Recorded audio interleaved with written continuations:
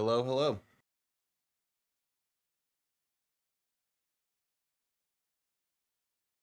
Should be set up, should be good, should be live.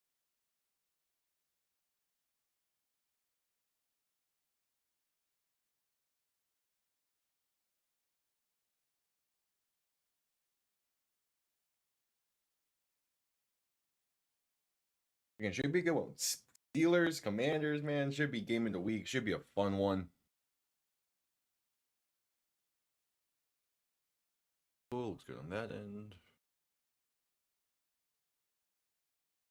Yeah, hello.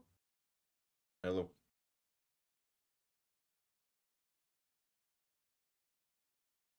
And this one should be good. It should be a solid game. Should be a good game.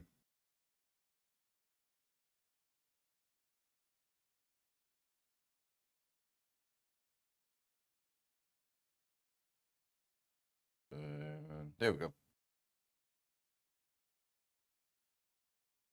I wouldn't say the Panthers dominated the Giants, but it was still a good game for the Panthers. Like them winning back to back is massive. But I wouldn't say it was a domination. I mean, it went to overtime. And hell, the Giants probably should have won that game if they just don't fumble on that opening play in overtime. Like it wasn't that it was a great game in the sense like an overtime thriller is always going to be great. But at the same time, like you probably wanted a betterish game. Yeah, last I checked, Washington is favored in this one, but I don't remember by how much. Yeah, Washington is favored by 2. So this is expected to be a great close game, which would be perfect. I completely forgot to tweet this one. I'm also slightly adjusting the setup for this one to where now I have the game straight ahead of me. So we'll see how that feels and looks and everything.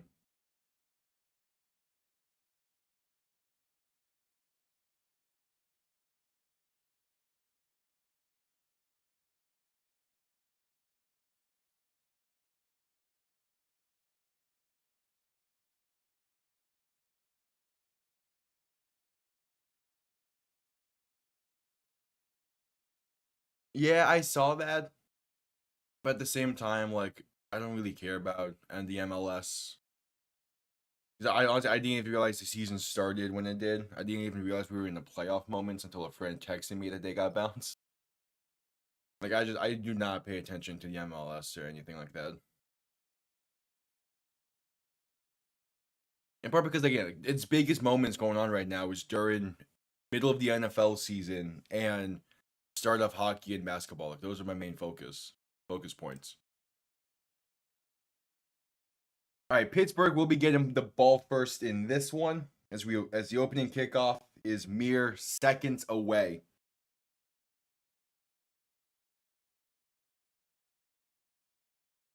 I don't know why, but I much preferred when teams rock like all one color uniforms, like Washington's all red today. Kickoff underway. Steelers will begin to return inside the 5 at about the 3. And there's going to work their way up to about the 24. Jalen Warren on the return. Decent starting field position in for Pittsburgh, and now comes Russell Wilson. Yeah, I'm shocked that the Canes lost yesterday.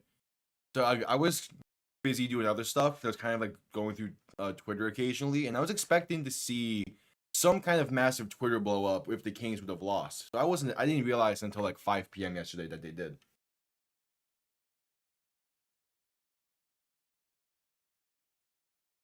Like that was a complete shock to me.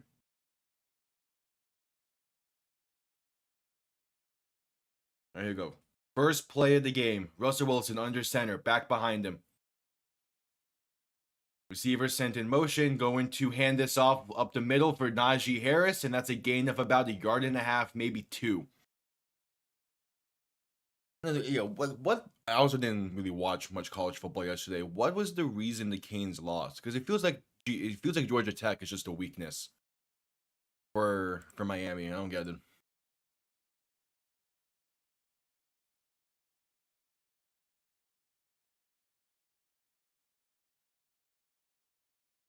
All right, ruling it a gain of 2. 2nd and 8, Russ under center, back behind him. 3 receiving options to the right side. Receiver sent in motion once again and going to play action this time, looking to throw.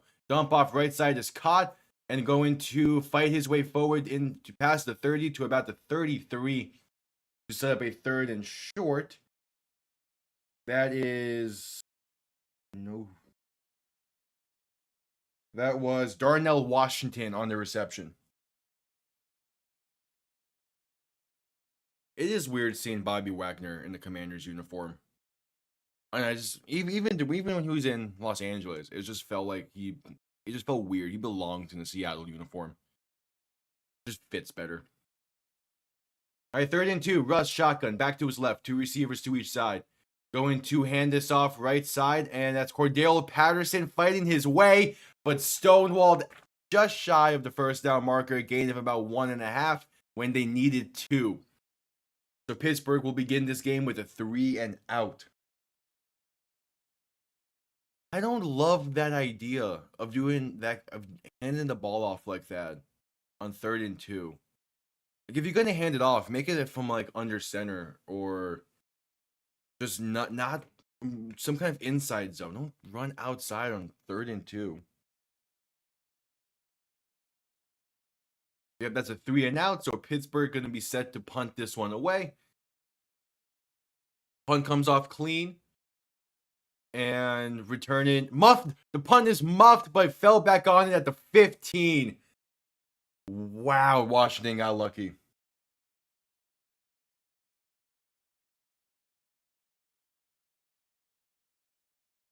Yeah, that's. Whew. Yeah, I got lucky there. Muffed it, but immediately fell on it.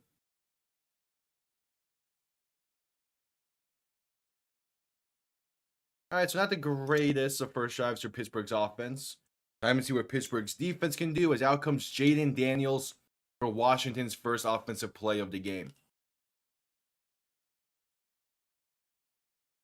It was 1st and 10 from the 15. Daniels in shotgun, back to his left. And going to hand this off up the middle with Austin Eckler. That's a gain of about 3.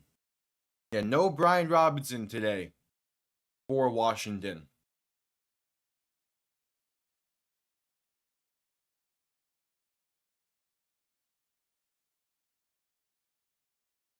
So the ground game is going to be definitely different than probably what should be. Daniel shotgun back to his right. 3 receiving options to the right side as well. Ball on the 18. Back to throw. Has time. Pass right side is caught past the 20. And going to work his way to about the 22-ish of forward progress. I believe that's Zach Ertz on the reception. And it sets up a 3rd and short. 3rd and 3 to be exact.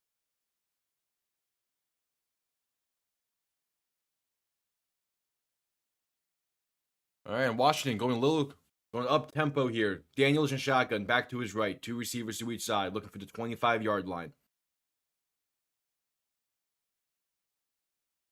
And looking to throw, going to pass left side, but but off target and incomplete.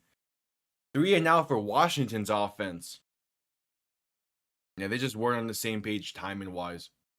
Daniels is looking for a zig route from the slot receiver on the left, and he just didn't break the route quick enough. Yeah. I mean, I don't know if he could have broken it quicker. All right, so 3 and out for Washington. Trezway back to punt this one off. And I'm all for a defensive focus game. This would be great. And Washington boots it down. Punt comes off clean. And fair caught at about the 30. So that's where Pittsburgh will begin their next offensive drive. All right, and that also brings us to a commercial break with 11:25 play in the first quarter.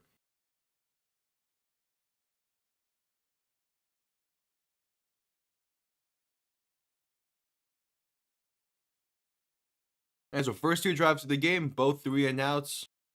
Could be a sign of a defensive battle here, which I wouldn't fully expect out of Washington. I mean, they have a solid enough defensive unit. Yeah, tomorrow night.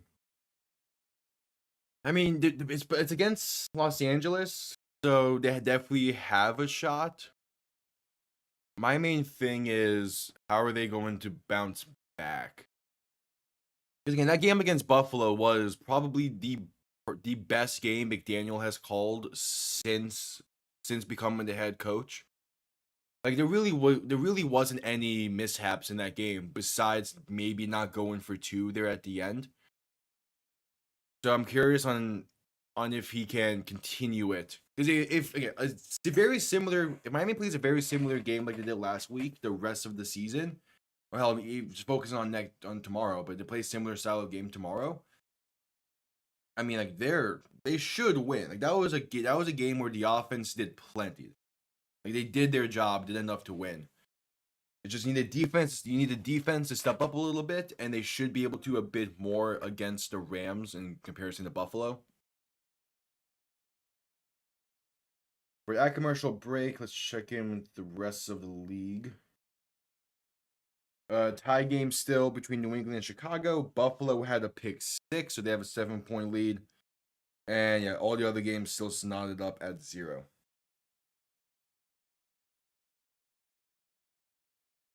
Again, tomorrow night should at least be a good game. I feel like a lot of it can be pointing towards like Miami just not winning 1-score games this year. And of course, you're hoping that fixes that gets changed next year.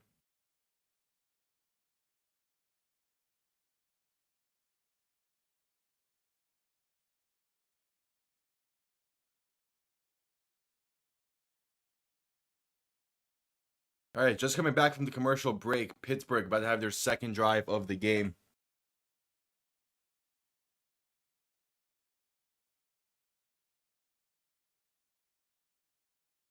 And we'll see what they can do here.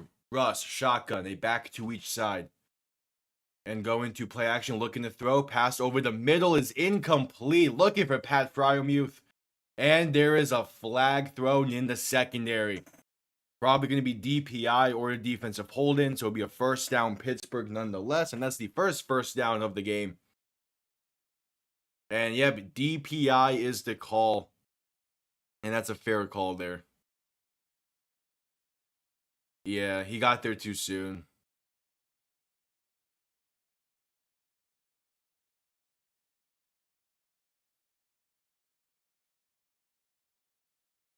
All right, so the first down of the game comes through a defensive pass interference.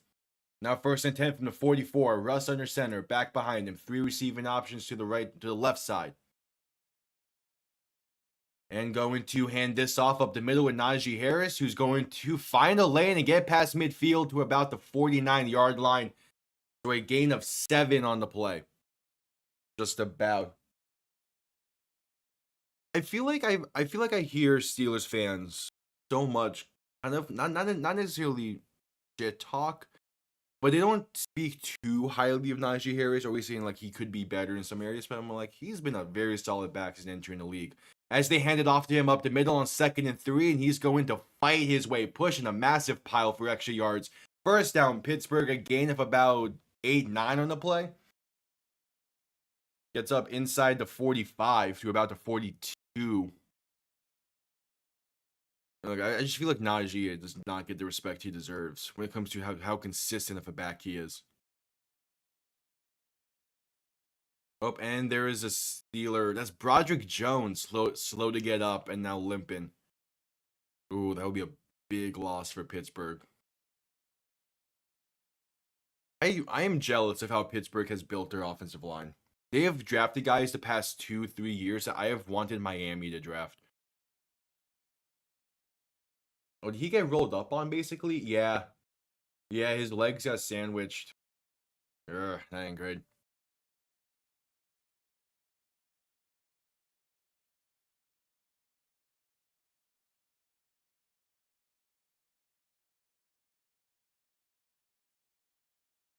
That's why that last team seemed familiar. I was say after this play. Russ under center, back behind him, 1st and 10. Ball on the 43. Russ stumbling with the snap, going to now escape the pressure to his right, and Loft went down the field. Just a throwaway, incomplete, broken play. And they tried to do what probably would have been a play action bootleg, but Russ stumbled upon getting the snap. So I didn't realize this, but the main ref for the Germany game today, John Hockley, is actually the son of legendary ref Ed Hockley. I did not realize that. I knew the last name seemed familiar.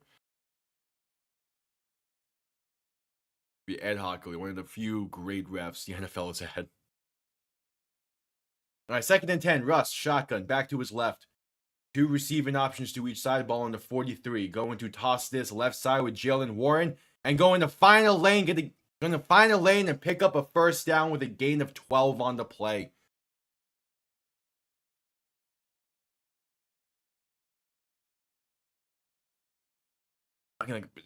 The consistency behind Pittsburgh's ground attack throughout the years is insanely impressive.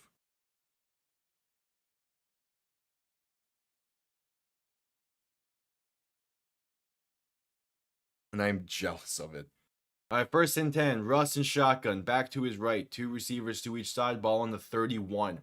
Making adjustments at the line. Russ back to throw. Has time. Throwing left side and incomplete. Looking for George Pickens.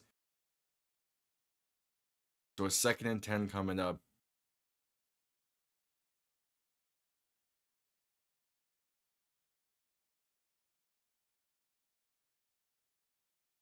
Yeah, off the right shoulder.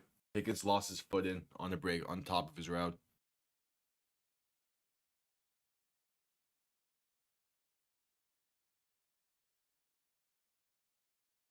All right, 2nd and 10. Russ, shotgun, back to his left. 3 receiving options to the right side.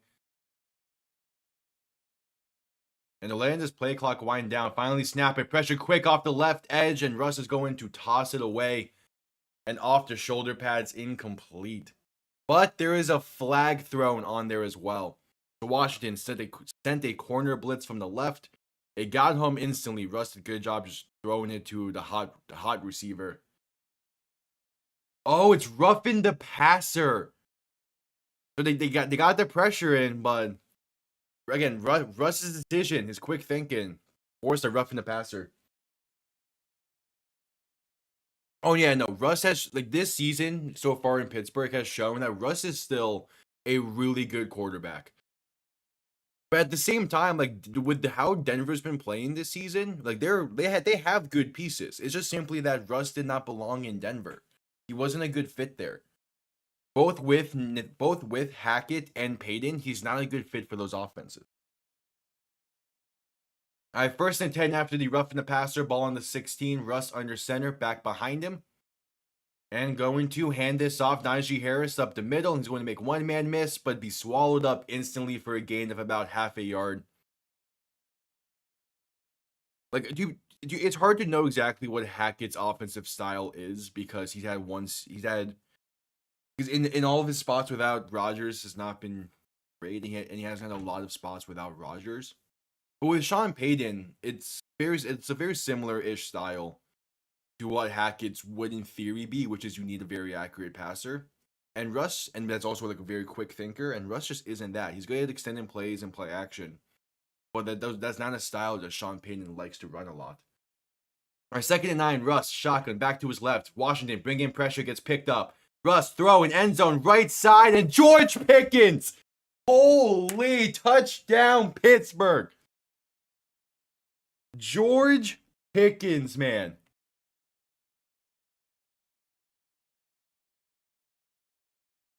Wow. What a snag. Holy shit. Oh, nice. Have fun at SeaWorld. It's been years since I've went. George Pickens, what a snag. Golly, he's fucking hell, Pittsburgh. How do you find these talents consistently? All right, Chris Boswell for the extra point is up and good.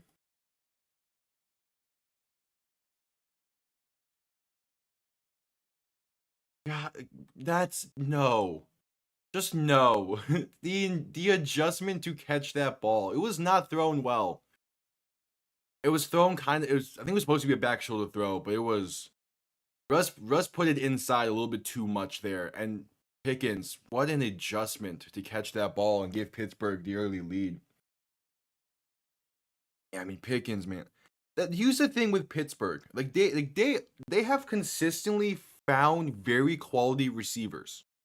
Now, there's a difference between great receivers that can last them years and quality receivers.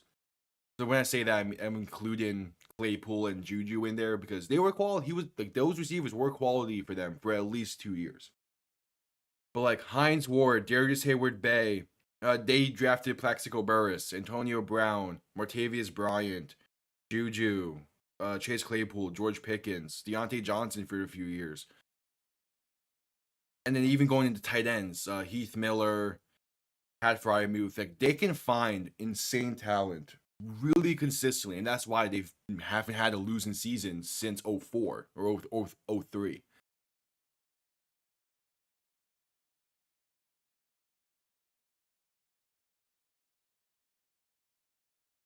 Like it's like whoever is in charge of scouting for the Steelers over the years has been doing the best job in the NFL. And same goes with Tomlin. I know Tomlin probably has a hand in scouting and all that. But even like Tomlin, he knows the guys he wants on that team, and it works damn near every single year. Damn Pickens.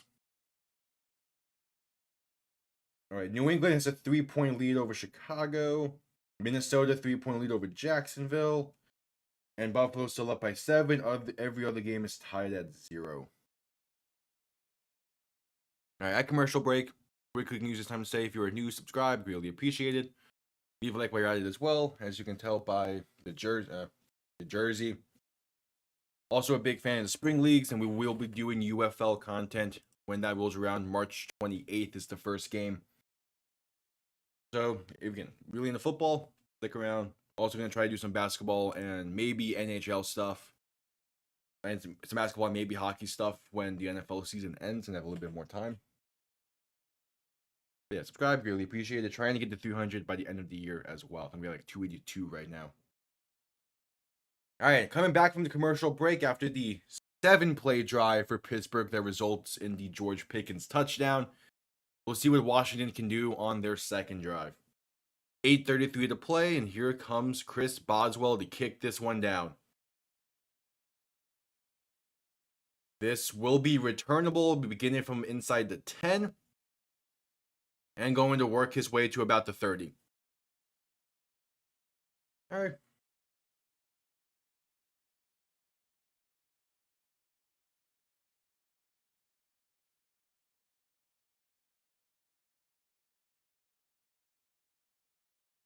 All right, let's see what Washington can do.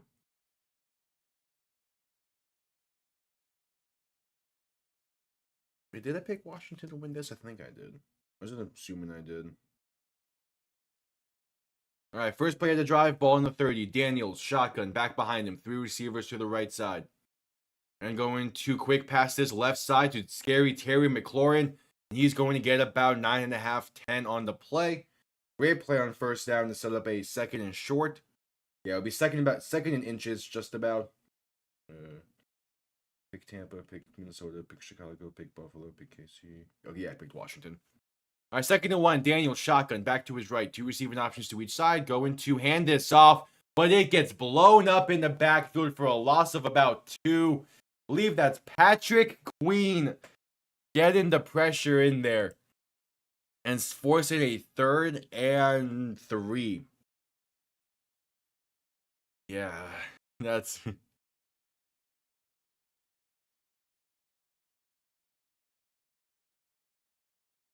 Oh yeah, the blocking just wasn't there on that left side. It left the lane open. All right, 3rd and 3. Daniel shotgun back to his right. 3 receivers to the right side looking to throw. Pittsburgh sending pressure. Daniels trying to escape it, but unable to, sacked back at the 29. There's that Steelers defense once again. Jeez.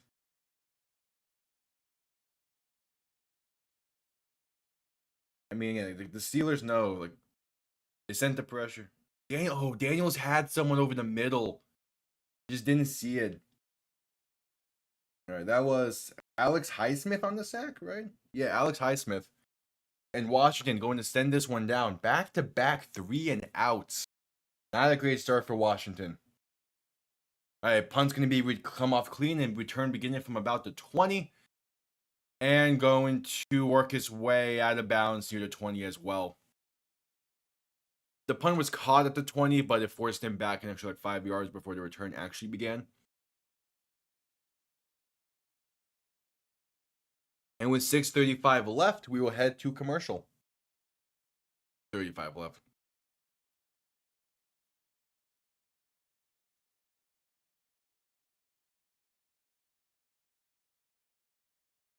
All right. Pittsburgh's defense, man. Like, it is great. Oh, did Ricky Pearsall do something?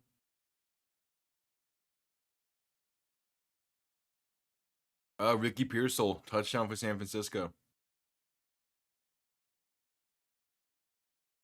Wow. It's great to see him playing and doing well.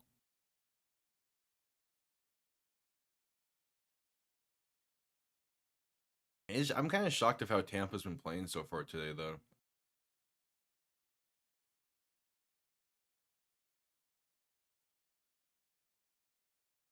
Yeah. Hey, Ricky Pearsall. I mean, there's a reason he was a first round pick, I'm pretty sure.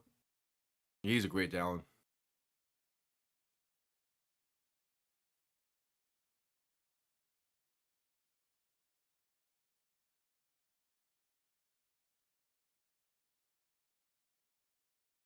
All right, so that commercial here from Washington.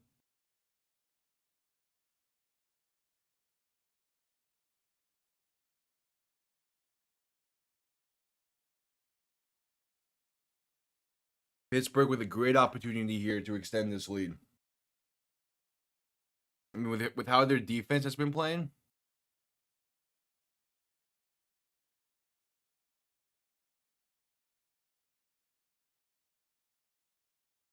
Again, it's like the Steelers' defense. Like, it is consistently a great defense, and there's something in them this season that's making them seem like they perform better.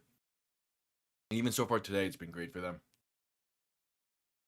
Why do I feel like this commercial break's longer than normal?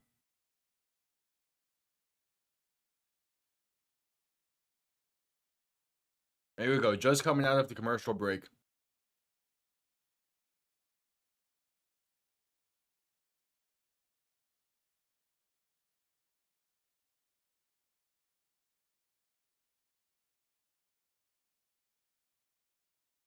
We will see what Pittsburgh can do on their opening drive. Not opening drive. Their third drive of the game. Russ under center, back behind the ball on the 21.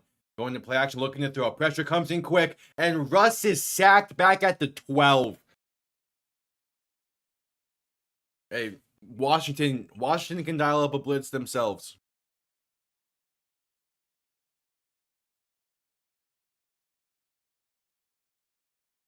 Oh yeah, that's just dialed up well. Yeah, Washington could have had 2 free rushers there, but one of them kind of stayed back, realizing it was play action. And was looking for someone to come pop free. 2nd and 18, Russ looking to throw and going to escape pressure, rolling to his right, buying time, and then just throwing it away incomplete.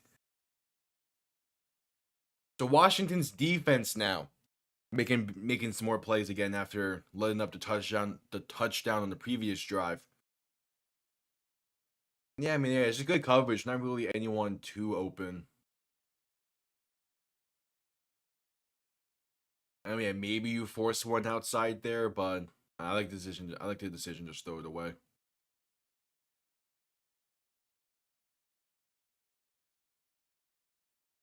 All right, so 3rd and 18, Russ, shotgun, back to his right, 2 receivers to each side. Going to just hand this off up the middle for Jalen Warren, and that's going to be a gain of about 2, a 4th down coming up, 3 and out for Pittsburgh's offense.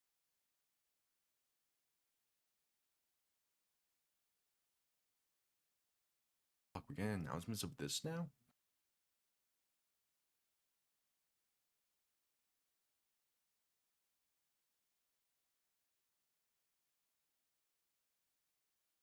All right, so 4th and 15, rolling into the gain of 3. Pittsburgh set to punt this one away. Oh, they ran a fake and it's incomplete. What are you doing, Pittsburgh? I mean, it nearly worked. The throw was just off target, but you really running a fake punt on 4th and 15, backed up in your own 20? What is that play? I mean, again, it nearly worked. I do not understand that decision at all. Even if it would have worked. I mean, a fake punt is such a weird, it's just yeah, you're on your own 16. Oh, he just dropped it. That's what it was. Okay, that's more understandable. He dropped it. That would have been okay. But Washington, ball on the 15, basically. Daniel shotgun back to his right, going to look to throw. Quick pass left side screenplay, and going to get inside the 10 to about the 7-ish.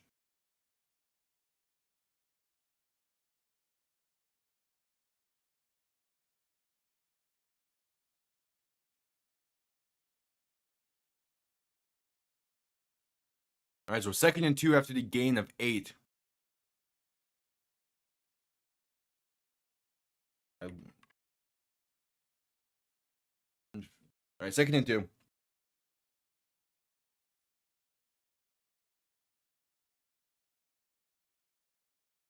Daniel shotgun, a back to each side of him.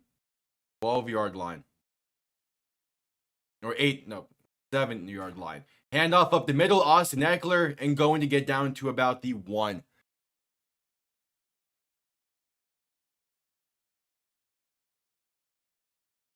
I mean, if Washington can't cap this off, they're set up in a great situation.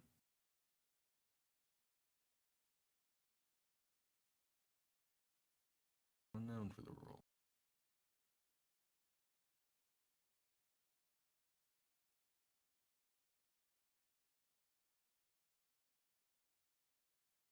All right, 1st and goal from the 1 for Washington. Daniels under center, going to toss this right side, has some blocking, and that's a touchdown, Commanders. Austin Eckler. And that puts Washington an extra point away from tying this game.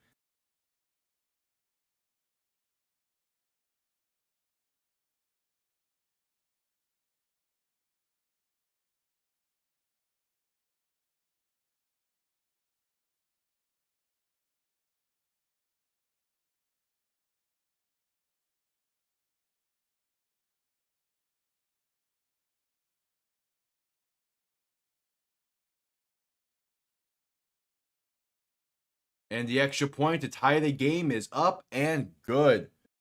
Again, a fake punt from the Steelers' own 15 that failed. Sets up a 3-play touchdown drive for Washington. And we have ourselves a tie game with 3:44 to play.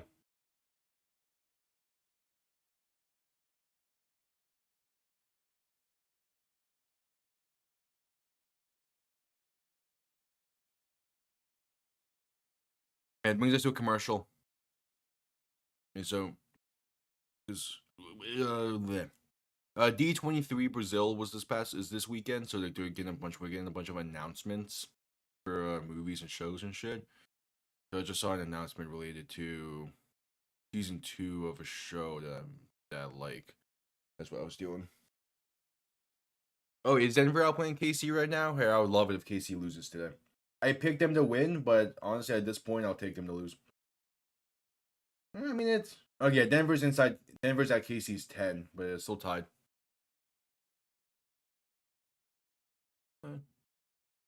Better. Yeah, because we got an announcement for a big character in season 2 of the show, so that's cool. I'm wondering. I'm excited for it. Although it's not the main announcement, I'm kind of waiting for that season 2. We gotta wait to see how they handle the replacement of an actor. Anyway, commercial break here. For those curious what I'm talking about, it's Percy Jackson. I loved season 1 of that shit, of the adaptation. I'm hoping season 2 is just as good. As we yeah, they announced who's playing Athena in that today, and I'm willing to be open minded about it because it's kind of an unknown based off of the IMDb.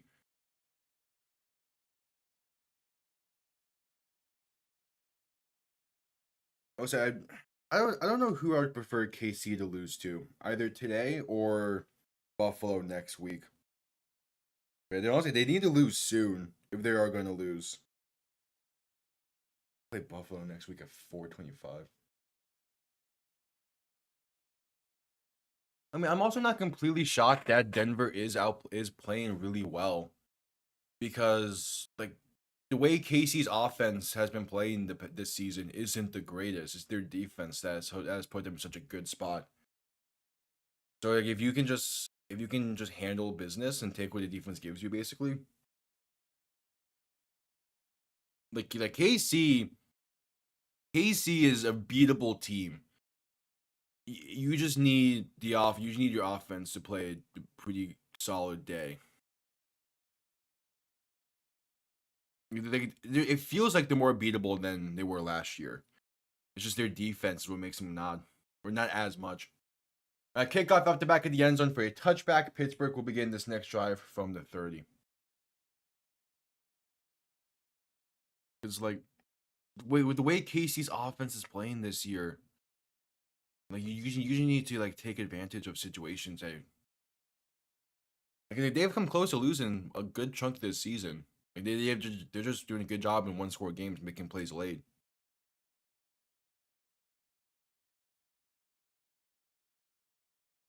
All right, first play of this next drive, 1st and 10. Russ under center, back behind him, going to toss this right side with Najee Harris. Has some blocking, but that blocking's going to close up quickly. Breaks one tackle and get back to the line of scrimmage. Yeah, one of the tight ends on that right side got blown up. But if you would have been able to hold that block a bit, would have been a nice game there. Touchdown Denver, hell yeah. I would love to see Denver win today. In part because Perna's reaction would be hilarious.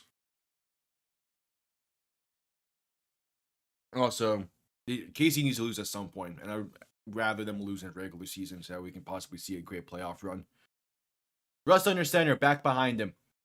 And going to hand this off once again for Najee Harris up the middle, and that is a gain of about 2, maybe 3 on the play. So a 3rd and long-ish coming up.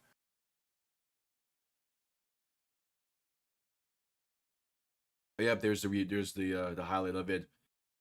How was he wide open in the end zone? Okay. Yeah, Denver, the 7-0 lead early on in the second quarter.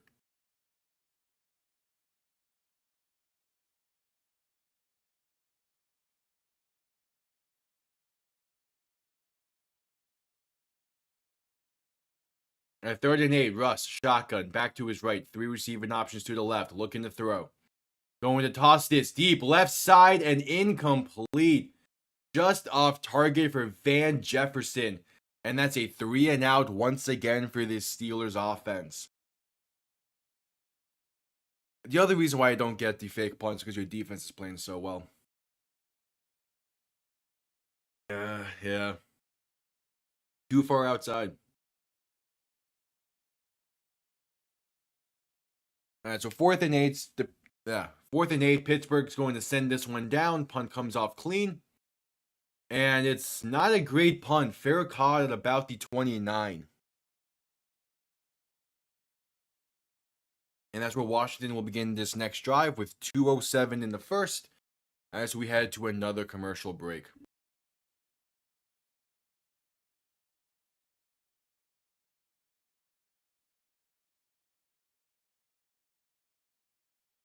It was a 9-play drive.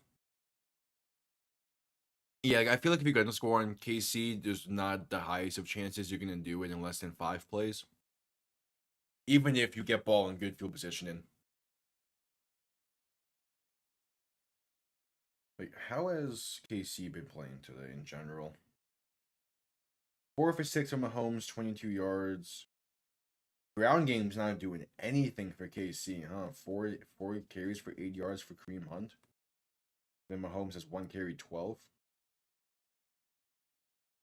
Hmm.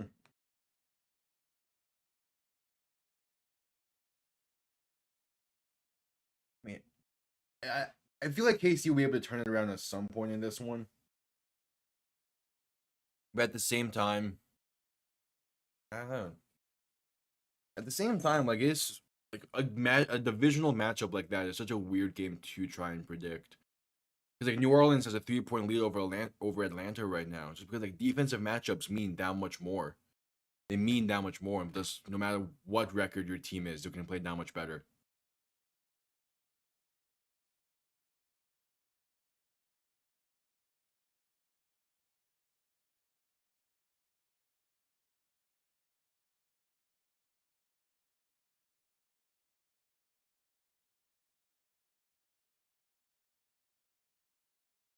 All right, at commercial break, still in this one, we're gonna see what Washington can do on their next drive.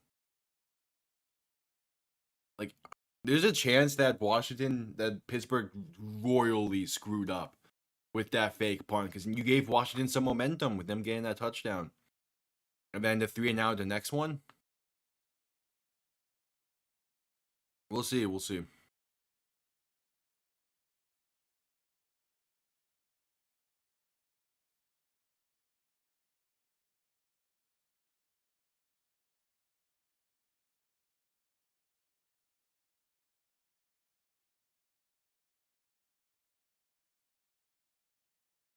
All right, just coming back from the commercial break. It's 1st and 10.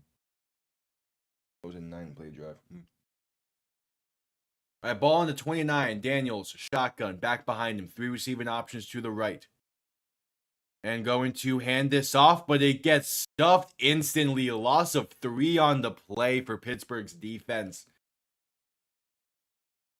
So a 2nd and 13.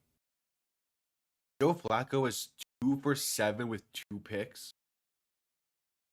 How was Flacco? I mean, it's against Buffalo, so it kind of makes sense.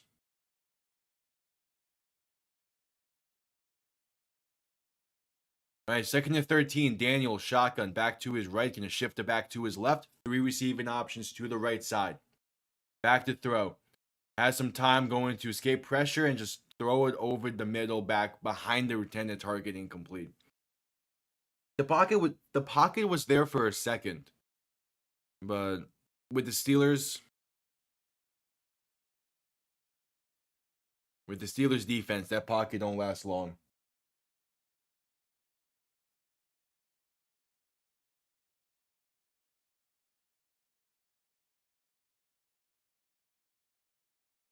All right, 3rd and 13. Daniels to throw. Has time, gonna pass it over the middle, but incomplete. Looking for Terry McLaurin. A big hit forced the ball loose. Even if it was caught, it would have been shy of the first. So a 3-and-out for Washington on this drive, and both teams have had 2 pretty solid drives. But since then, besides that, it's been pretty much all defense. I mean, even then, Washington's touchdown drive started from the Steelers' 15. All right, punt comes off clean. And this is going to... Oh, they let it... What? It's a touchback. The camera was so focused on the return man who was at the 30. They let this ball go way back there. Okay. I can't tell if he lost the ball or that was planned. But it brings us to a commercial break. Yeah, dude. I don't know where that ball bounced at. The camera was focused on the return man who was set to return it at... Oh yeah, that ball bounces on the other side of the field near like the 15 and maybe, and just bounces all the way into the end zone. I mean, I guess that works if you wanted the touchback. But at the same time, I don't fully get it.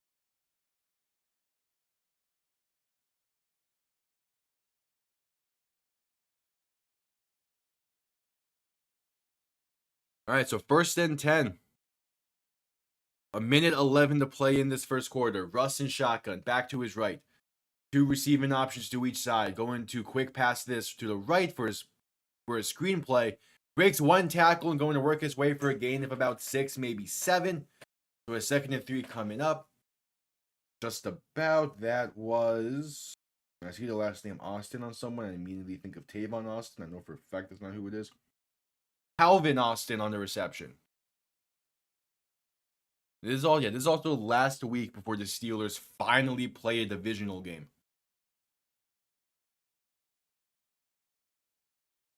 So 2nd and 3, Russ shotgun, back to his right. 2 receiving options to each side. 30 seconds left in the quarter, going to hand this off to Jalen Warren. Left side, has room to run, and going to get past the 35 to the 36. First down, Pittsburgh. And they could let this clock run to the end of the first if they choose. So much green grass on that left side.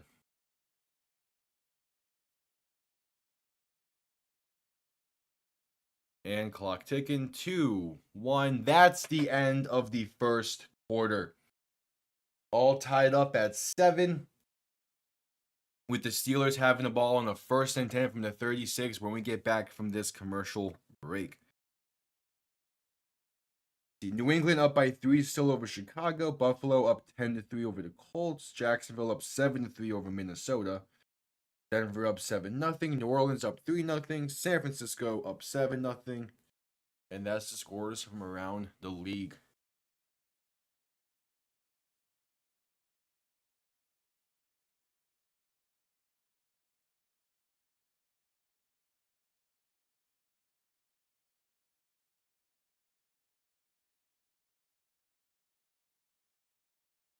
All right. I am really liking how both defenses are playing today.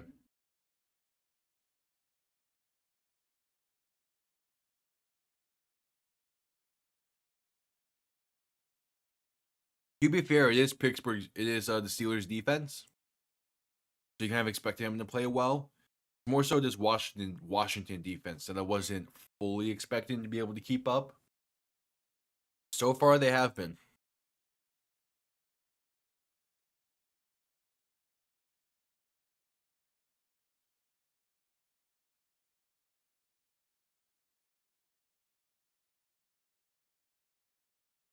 Yep, commercial break as the first quarter just came to an end.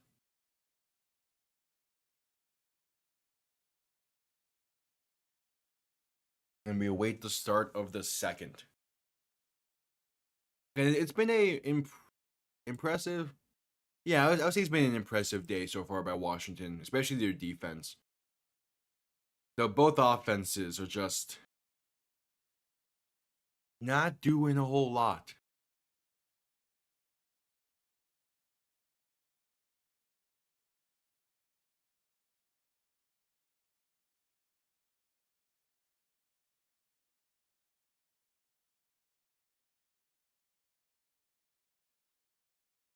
Again, we'll see how the second quarter plays out, but I feel like Pittsburgh is still leaning towards the victor in this one. Because it's weird. They've just played a more complete game through one quarter.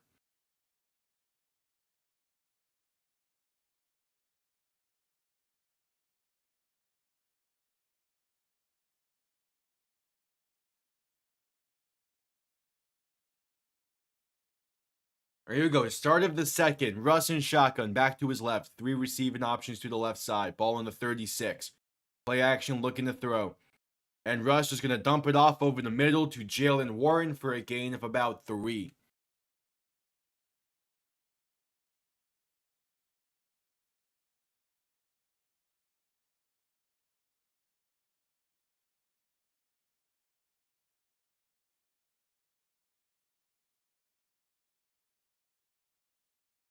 All right, 2nd and 7.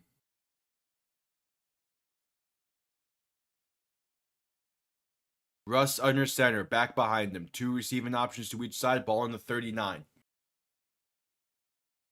Receiver sent in motion. Russ going to hand this off left side, and that's going to be a gain of only about 1 on the play. There's not a whole lot going for this offense today.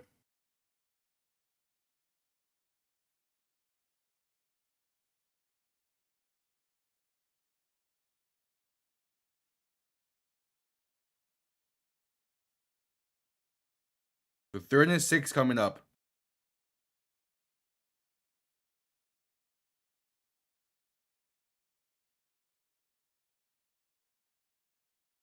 Let's see, Russ in shotgun, back to his right, 2 receivers to each side.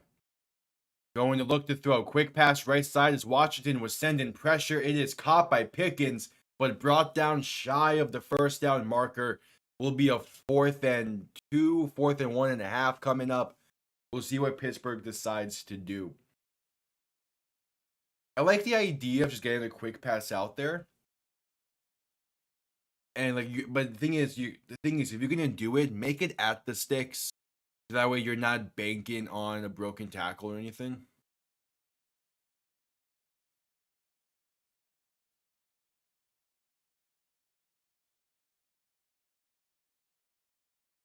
All right, and the punt comes off clean on 4th and 1. And that's going to be muffed. It's muffed, and Pittsburgh falls on it inside the 15 at the 13. 2 muffed punts in this game for Washington. This one goes the Steeler way. And just like that, they're in a prime situation.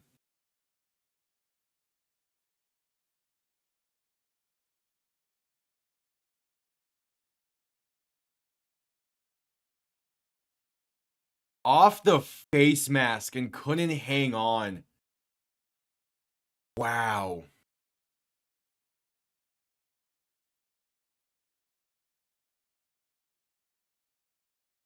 Wow.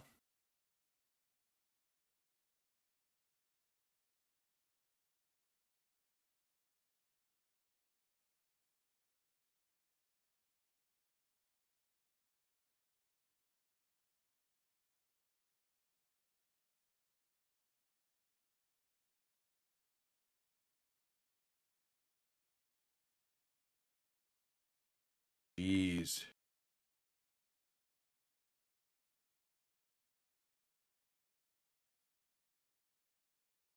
All right, ball on the 14. Russ under center, back behind him. 2 receiving options to each side. Going to hand this off up the middle with Najee Harris. And that's going to get up to about the 11.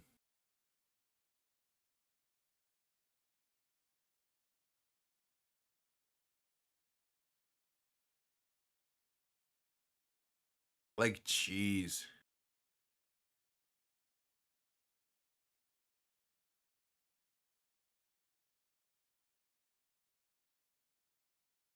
That's just... Oof. 2nd and 7 after the gain of 3 by Najee Harris. Russ under center, back behind him. 2 receivers to each side. And going to play action, looking to throw. Rolling left, going to dump it off in a flat to Pat Freiermuth.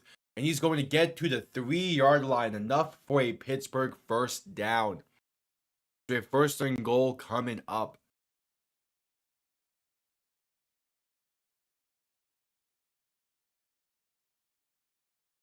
I was not expecting special teams to be a big factor in this one. Or at least not in the way that it has been with the Muffs.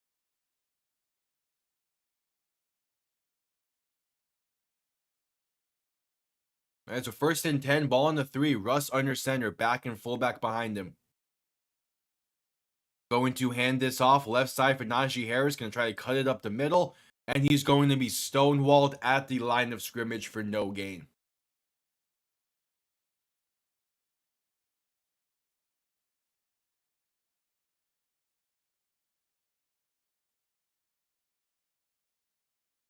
I mean, similar to Washington's touchdown drive, Pittsburgh needs to capitalize off this, off the muff, and get in the end zone.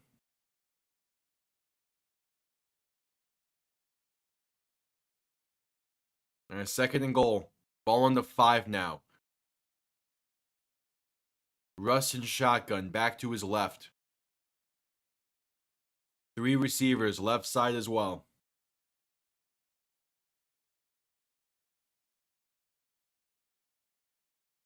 And Russ back to throw. Actually, ball on the 4. They adjusted the spot. Gonna throw it left side and incomplete. Looking for Calvin Austin through the hands right at the goal line. 3rd and goal from the 4 coming up. Initially, they had the line of scrimmage showing the 5, but then it changed it to the 4.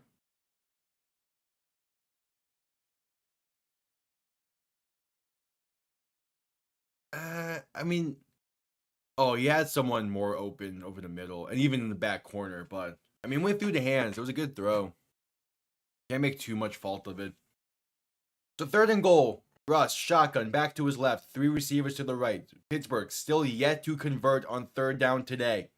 Play clock winding down. Russ looking to throw. Pass right side. Wide open. Caught. Touchdown, Pittsburgh. Pat Fryermuth caps the drive off. Caps a drive off that was extended due to a muffed punt. And the Steelers take a 6-point lead pending the extra point.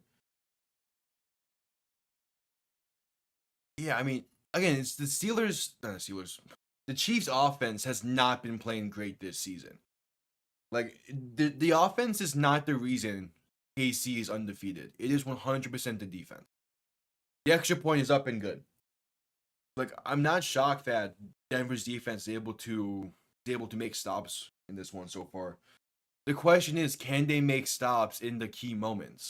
So, like, late in the game, right before the half, like in those moments where Mahomes is known to pull off some bullshit, can Denver continue to make those stops?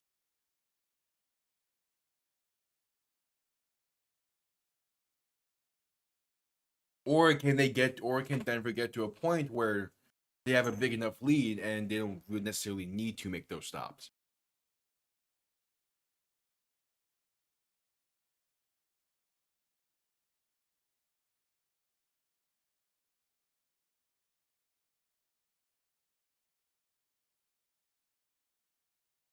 As we head to a commercial break in this one.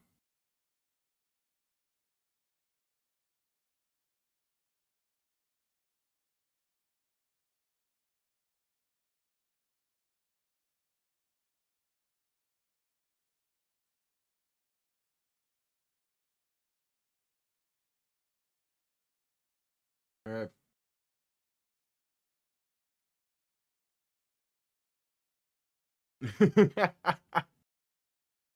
Jeez, that would have been. Whew. That's why you gotta make sure you gotta That's why you gotta gamble responsibly. Always double and triple check that you put in the right amount for anything. You got lucky that time, but in the sports betting world, luck don't come often.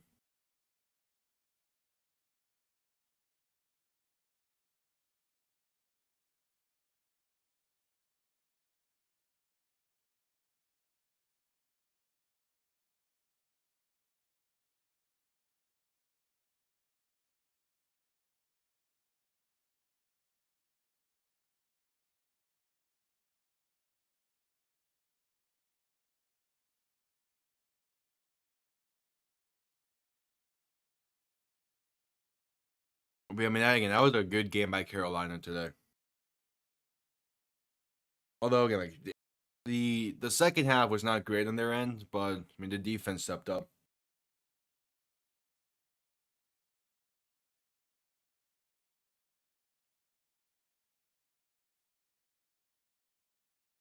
Oh, thank you for that. Bad finger did. There we go. Yeah, so second quarter. Yeah, 5 finger DM there and didn't realize. Thank you for that. All right, Pittsburgh about to pick this one off after the passing touchdown to Pat Fryermuth. That would set up things to a muffed punt. Here's the kickoff. It will be out the back of the end zone for a touchback. Well, let me make sure I remember to move this. Is Penn State Purdue really that big of a game this week for college football?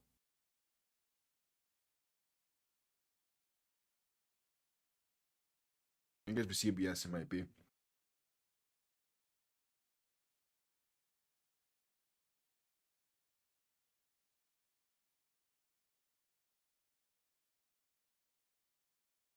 All right, 1st and 10. Daniels and shotgun back behind him. 2 receiving options to each side. And going to play action, looking to throw. Pressure coming in. Pass right side, going to be caught by an open man for the first down. That is De'Ami Brown, gain of 11. Got wide open on that comeback route. And it was a great adjustment to that pass as well. There's 1, there's the 2, there's the drag of the 3rd foot. Oh, and there is a penalty on Pittsburgh. Defensive holding, which will be declined. As I also just saw that Denver taking an 11-point lead. Yeah. I would love it if Denver wins today. Like, love it. Daniels, play action, looking to throw on 1st and 10. Launcher one deep, right side. And there's going to be a flag on that one once again. Joey Porter Jr. going to be called for DPI. As De'Ami Brown never even had a chance to make a play on that ball. That's gonna push Washington deep down the field. Yeah, that is so clear. I mean, the ball isn't necessarily catchable. I mean, it kind of is as well. But yeah, that's just a bad play by Joey Porter. You can't be having that.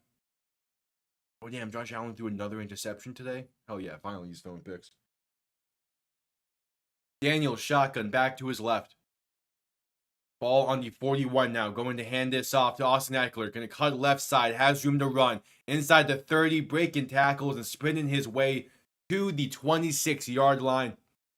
As flags are being thrown post-play, there is a scruff going on between these two teams.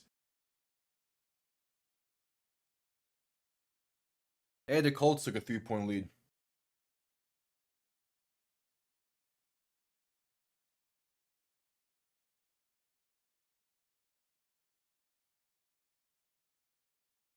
We'll see who the penalties are on, but both of these should be post-play penalties.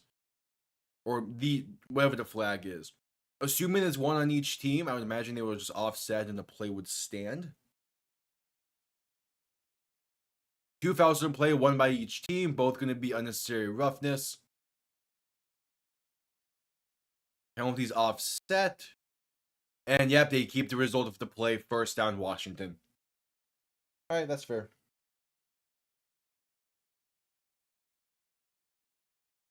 Yeah.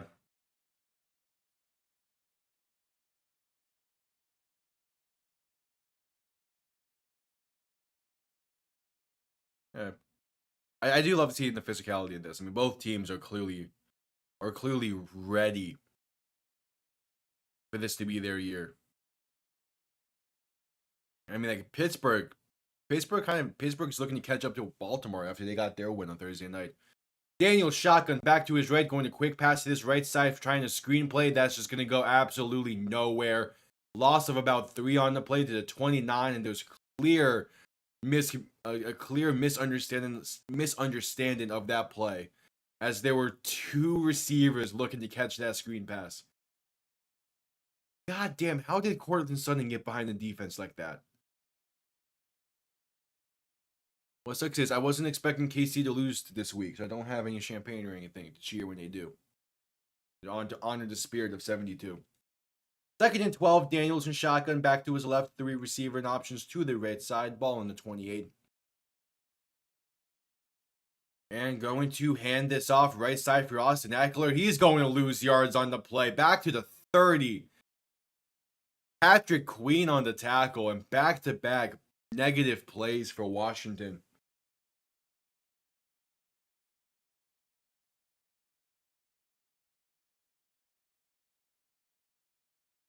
Can't be having that.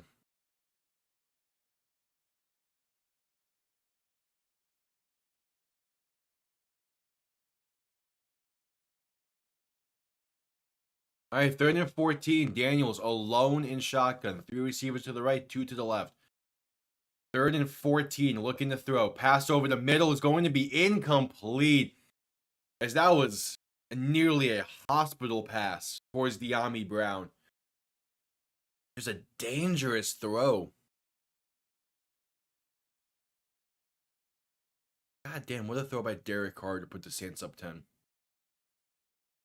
All right, Washington going to send out the field goal unit, looking to make it a 4-point game. Zane Gonzalez, first field goal attempt since 2021. This from 48 yards out and the right hash. The kick is up, and it is right down the middle.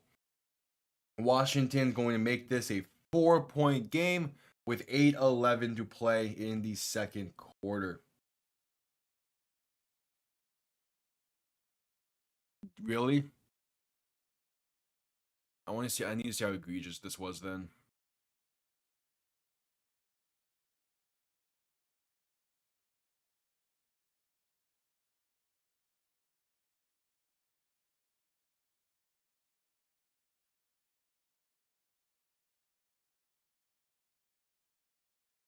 Game day is going to Tennessee, Georgia this week. What are we doing?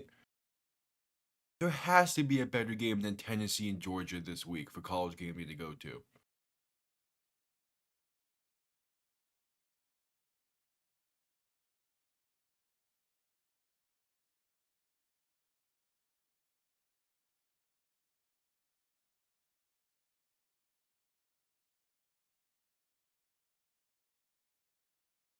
All right, I need to see what this potential sack, this bailing out was.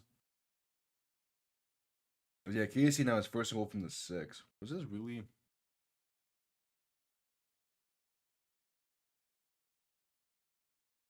Because sometimes sometimes it just depends on the angle you're seeing it from.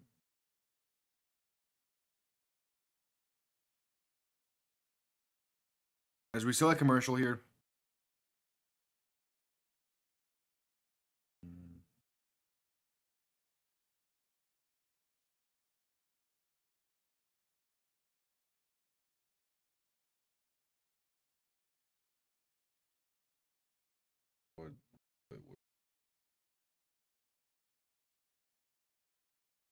Yep, sell a commercial.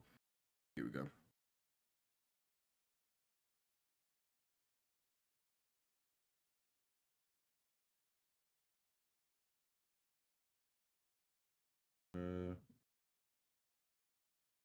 Okay. Yeah, that's maybe not the biggest reason for roughing the passer, but I get why they called it. It's they blew the play dead and then he got slammed to the ground. That's why it was called. So I get it. It ain't the greatest of looks, but I understand why it was called. It's not necessarily being bailed out.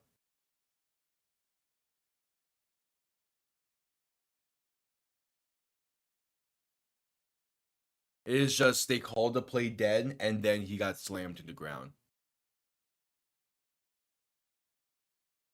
All right, it's Washington going to kick this one off. And it is returned from the goal line.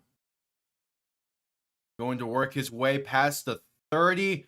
Jalen Warren going to get down at the 35. So a positive return there. Sets up Pittsburgh with solid field position in. It was illegal contact? Let me see this again then. If it was roughing the passer, it would have made sense. So if it was illegal contact. Okay, so then it's good. Then I gotta see the replay of it. Yeah, illegal contacts are very weird penalty to call.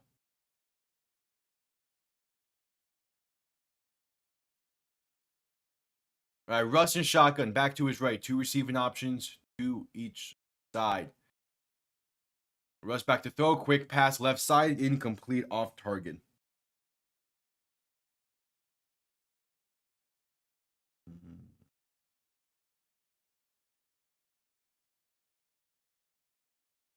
Yeah, because that would have been a big third down stand for Denver.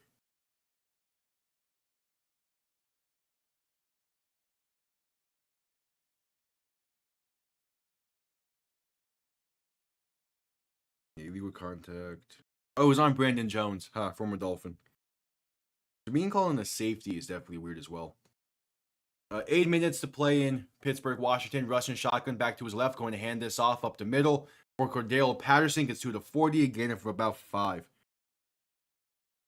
Yeah, that angle does not show it.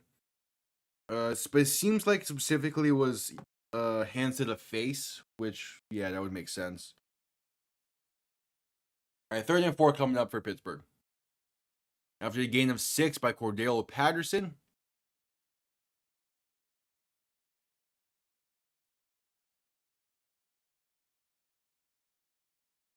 And Russ making adjustments at the line. In shotgun back to his left. 2 receivers to each side. And going to look to throw. Going to step up to the right.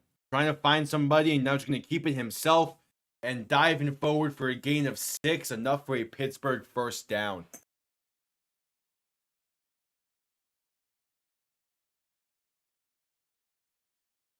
Hey, Bijan gets in the end zone. Make it a 7-10 game for Atlanta. Yeah, I like that decision from Russ. There was not really anyone clearly open.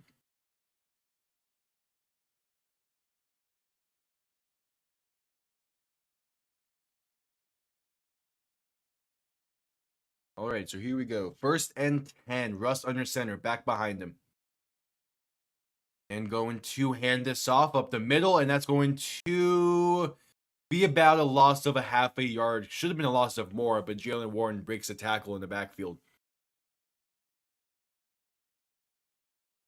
I love how much Pittsburgh is at least attempting to use Cordell Patterson. I mean, it's been 2 plays really, but if they can find a way to utilize him a lot more, it would be great.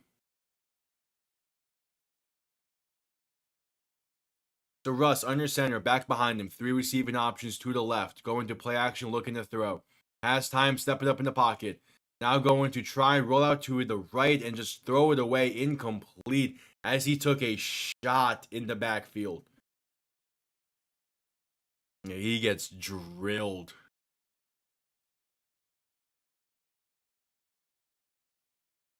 Nearly a holding call there, but no flag thrown. Okay, maybe not drilled, but yeah, that's a bad shot. Did New Orleans just get a kick return touchdown? No, it was MVS touchdown again. God, MVS is having himself a day in New Orleans.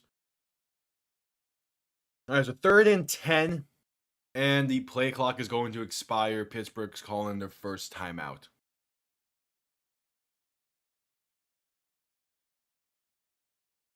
All right. This is a big 3rd down though. 5:54 to play in the first half.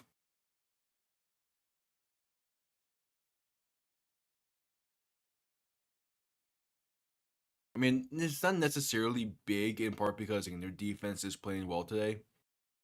So like if they can just pin them deep, that would be a big thing to do. Well, obviously, like you kind of want to extend this lead a bit.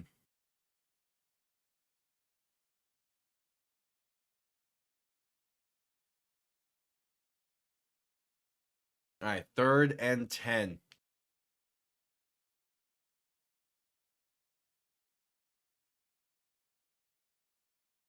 All right, I do like seeing Kelsey get more involved as of late. Like he has so much more talent than what his stats have been showing this year. 3rd and 10. Russ shotgun back to his right. 3 receiving options to the left. Play clock winding down. Need to get the snap off. They do. Russ looking to throw. Pressure coming in quick. Throwing it left side and overthrown. Incomplete. Looking for a deep shot to Calvin Austin.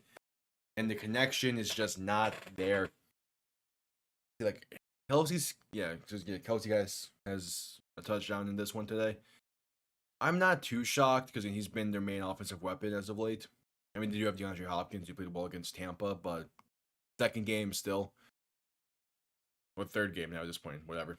Punt comes off clean from Pittsburgh, so Washington will have this drive beginning from. That's a great punt down at the 6. Took a beautiful bounce. Like I feel like I do feel like the writing is on the wall where this is probably Kelsey's last year, no matter the outcome. Just because like he has not been a focal point of this offense, he has not been playing well in part because of that. But at the same time, like he has a talent to play longer. It's just does he want to? As we head to commercial break in this one.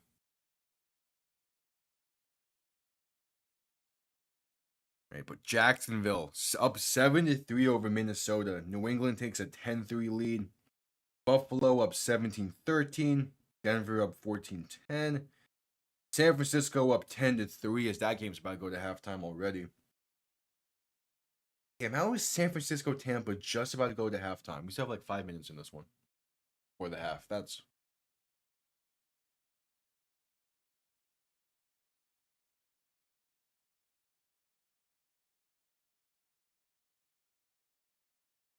speaking in the world of in the NBA. I'm shocked at how well Cleveland's been playing this year. Like them still being undefeated.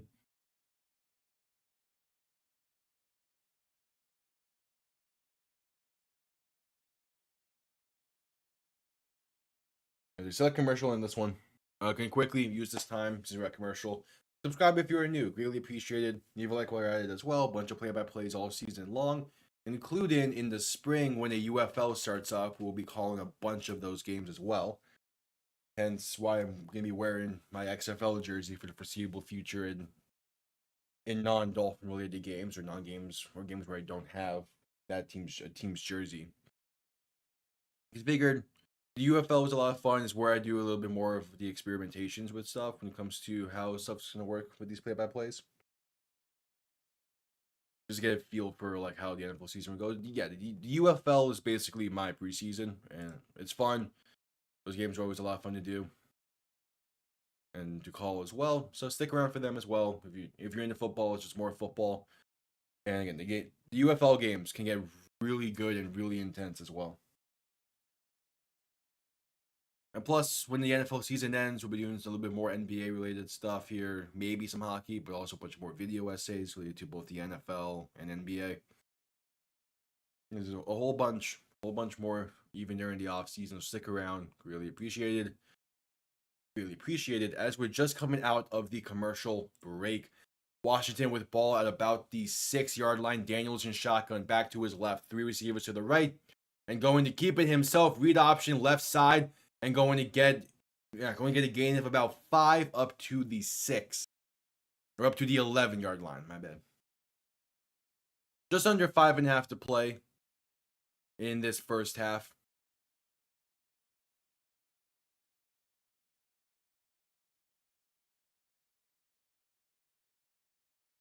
All right, 2nd and 6.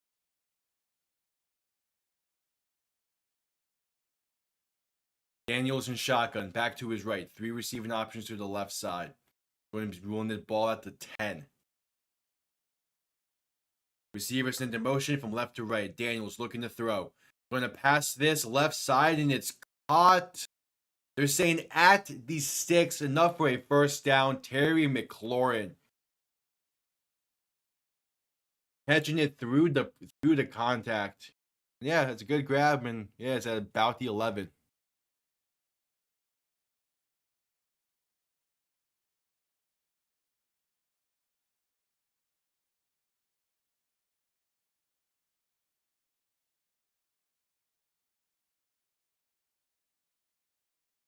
All right, Daniels in shotgun, back to his right. 2 receiving options to each side. Ball on the 11, going to play action pressure, coming in quick. And Daniels is sacked back at the 5 by Alex Highsmith. But there is a flag on the play. We'll see what this is.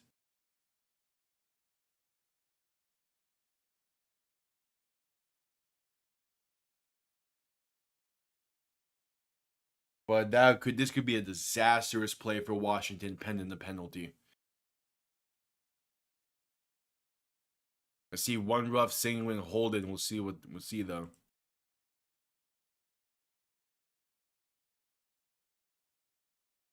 And Holden on Pittsburgh. Penalty is declined. 2 penalties on Pittsburgh. 1 Holden, 1 unnecessary roughness. The unnecessary roughness would be accepted. So a gain of 15, an automatic first down. Yeah, there's the Holden. Are they? Well, there was both on the corners on the left side there. All right, so 1st and 10. Not a lot of penalties in this one so far. I'm not going to wait for that. Daniels in shotgun, a back to each side. We're going to motion one of the backs out wide to the right. Daniels, pressure coming in quick. And just going to spike it at the feet of the screen. As yeah, that screenplay never even got the chance to develop. So 4:06 to play. It will be 2nd and 10.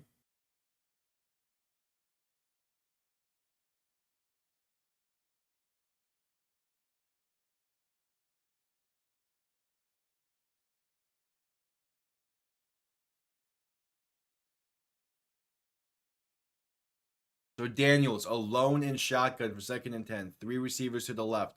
Going to send one of them in motion. Daniels looking to throw. Pass over the middle to a wide open Zach Ertz is caught and brought down at about the 40. Yeah, you can rule it at the 40. And that will be a 3rd and 1 after the gain of 9.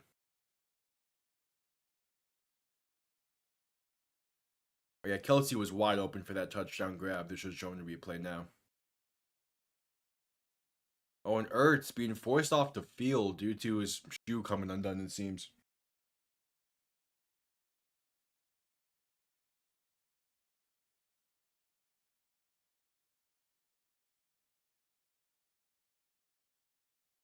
All right, 3rd and 1. A big 3rd down here for Washington.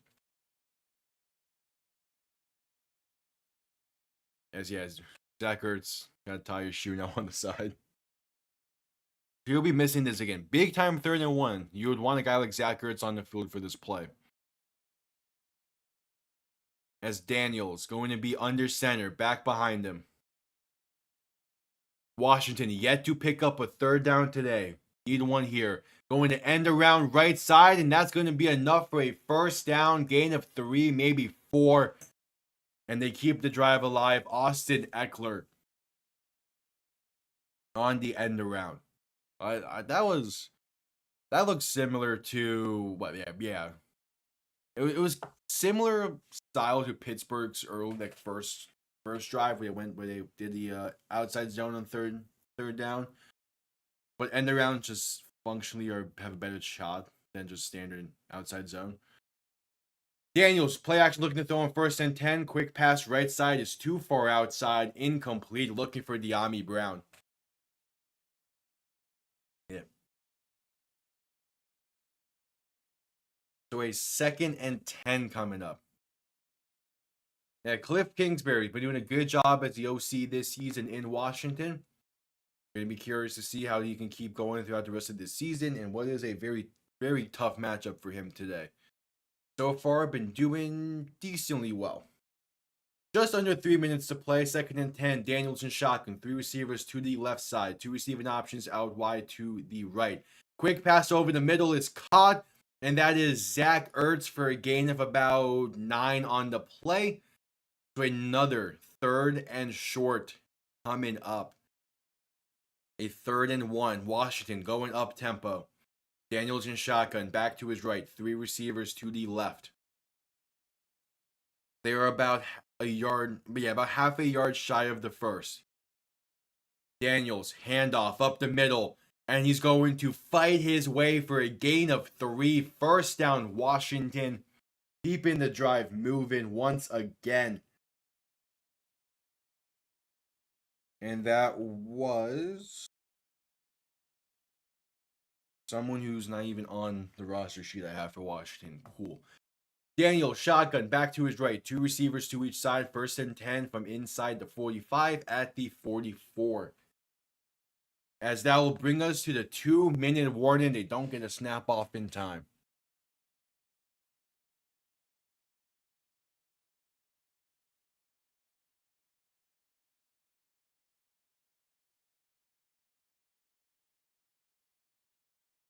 And that brings us to a commercial break as we have entered the 2-minute warning.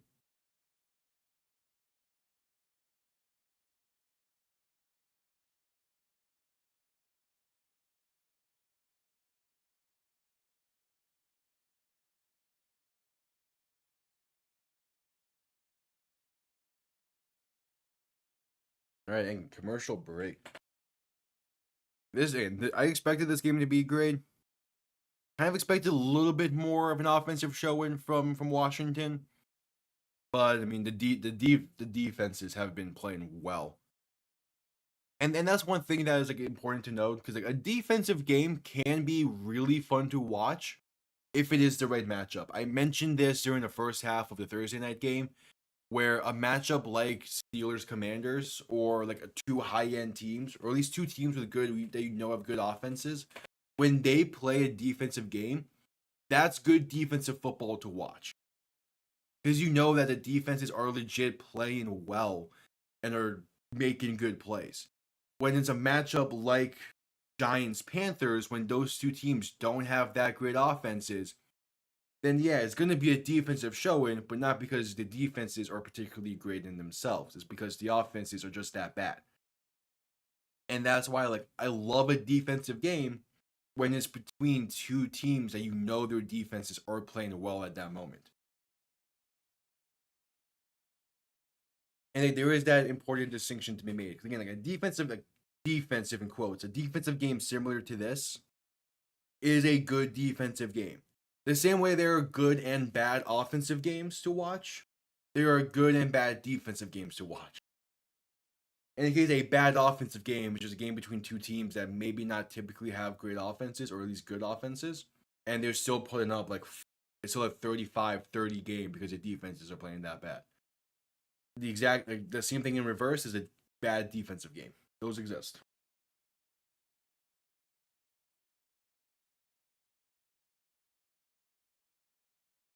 All right, just coming back from the 2-minute warning commercial break. And Washington has an important drive here, looking to at least make it a 1-point game before the half. Washington does get ball to begin the second half. So we have entered the middle 4 of this game. Or middle 8 more so. We've been entered that. Daniels in shotgun going to pump fake and hand it off up the middle. Room to run. Austin Eckler's going to slip though. Trying to make a cut up field and gain about 6 on the play. Could have been a lot more. Oh, he just lost his footing trying to make a cut up field. That was still a gain of 7, so a good run there nonetheless. All right, Daniels in shotgun, back to his left, letting this clock wind down. 2 receiving options to each side. Ball on the 37, going to hand this off once again, and that's a loss of a yard by Austin Eckler this time. Yeah. And Pittsburgh calls their second timeout with 1:20 left on the clock.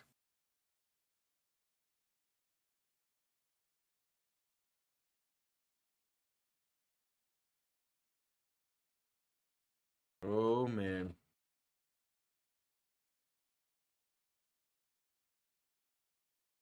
Again, Washington needs to get at least another first down. They want field goal range on this drive.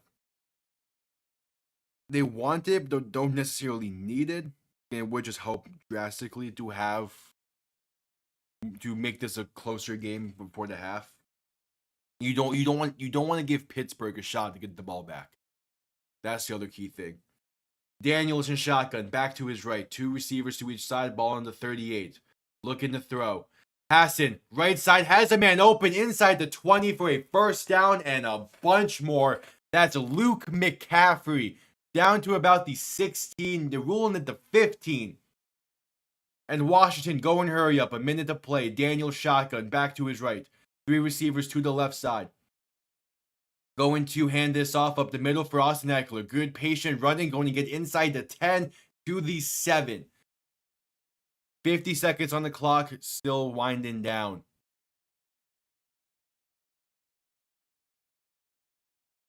And they're letting this clock run. 40 seconds now on the clock. Daniels, shotgun, back to his left. 3 receivers to the right. Going to hand it off once again up the middle. First down and down to about the 3 for Austin Ekeler.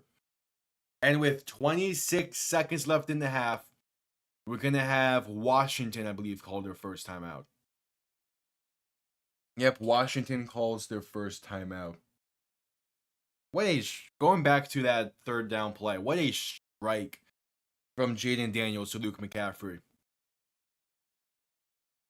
Great placed ball, great route running there. And now Washington, a chance to take the lead before halftime. That would be massive for the scope of this game.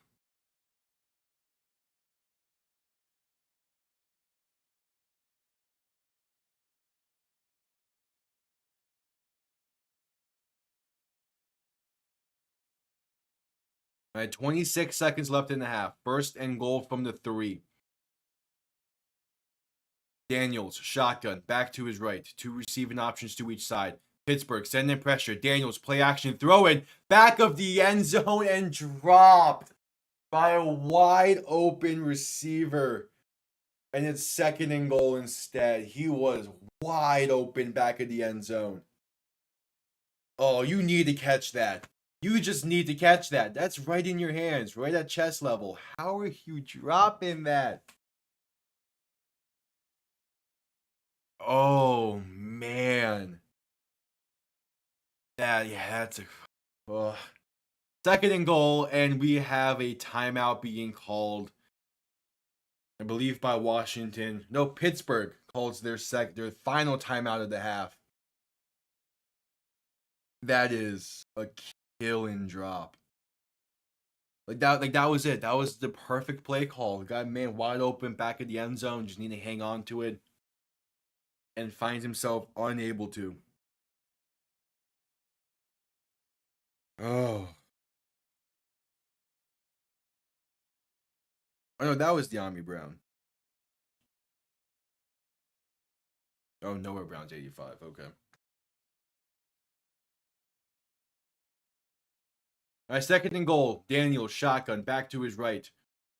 3 receiving options to the right side as well. Going to look to throw. Quick pass left side, and that's going to be incomplete with a flag thrown as Terry McLaurin was tackled before even doing his fade route. Yeah, they tried a fade route to McLaurin in the back of the end zone. And he is straight up tackled. Like, he's straight up tackled on that. So this will probably be first and goal from the 1. Joey Porter today. A lot of just simple mistakes. And yeah, first and goal from the 1. 19 seconds left in the half. Gotta be able to get this in. Daniels, shotgun, back to his left. They're gonna shift the back to his right. Pittsburgh stacking the box. So is Washington. And Daniels, handoff up the middle, Ekeler, and he's going to push his way in for the touchdown. Washington takes a 2-point lead pending the extra point with 16 seconds before halftime.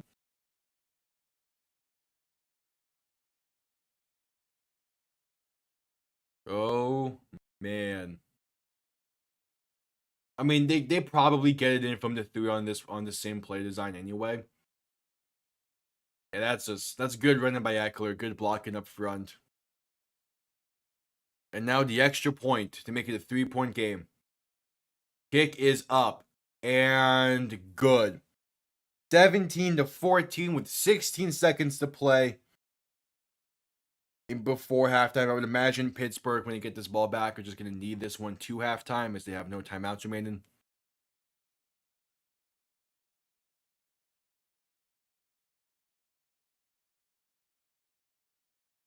Yeah, just Austin Ekeler, some good running.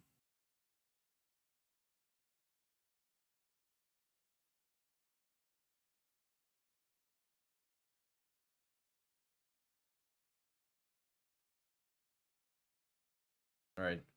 Kickoff going to be momentarily 16 seconds before halftime, where Washington does get ball to begin the second half. So they've played that as perfect as can be, basically. Only way it would have been better is if there was no time left on the clock. But yeah, so far this has been a great game by both sides.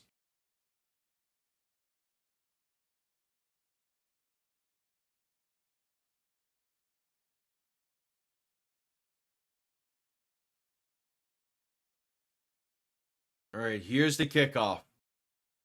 This will be returnable from about the 5. It's Cordero Patterson working that right side and going to be brought down at the 29.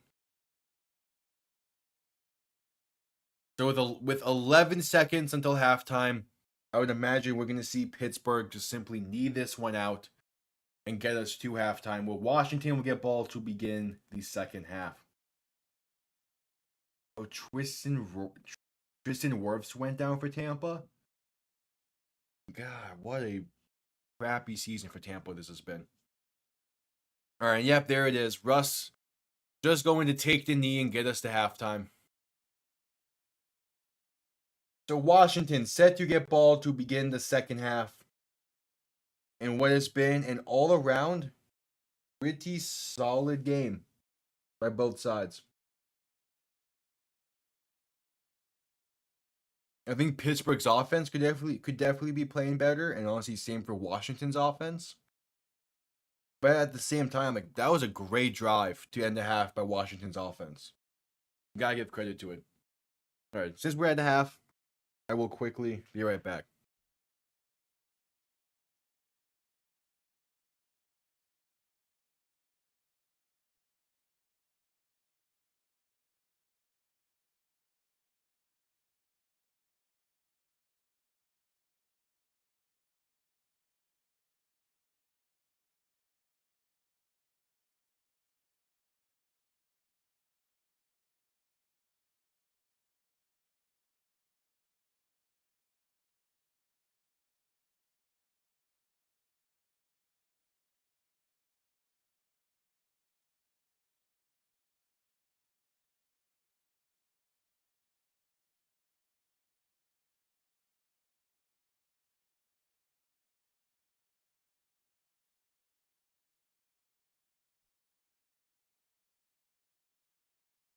All right, we are back.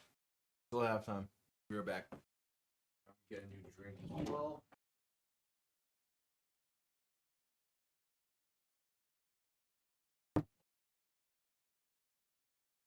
Okay, this has been a really good game. Really good game about that.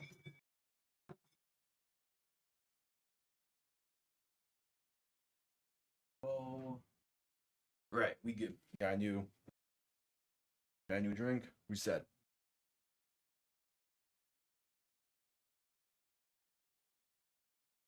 I mean, this has been a great game so far by both sides.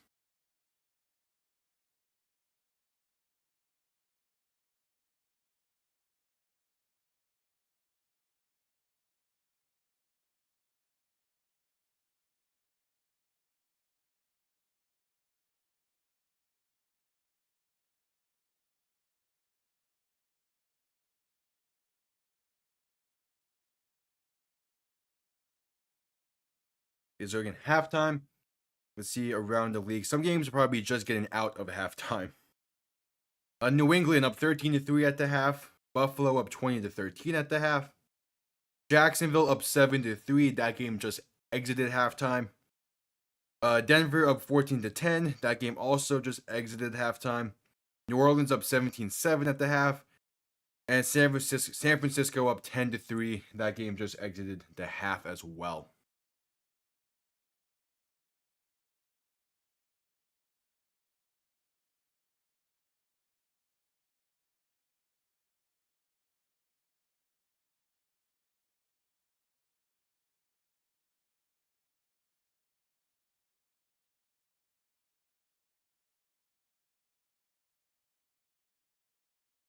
And we'll see how the second half goes. I do think after the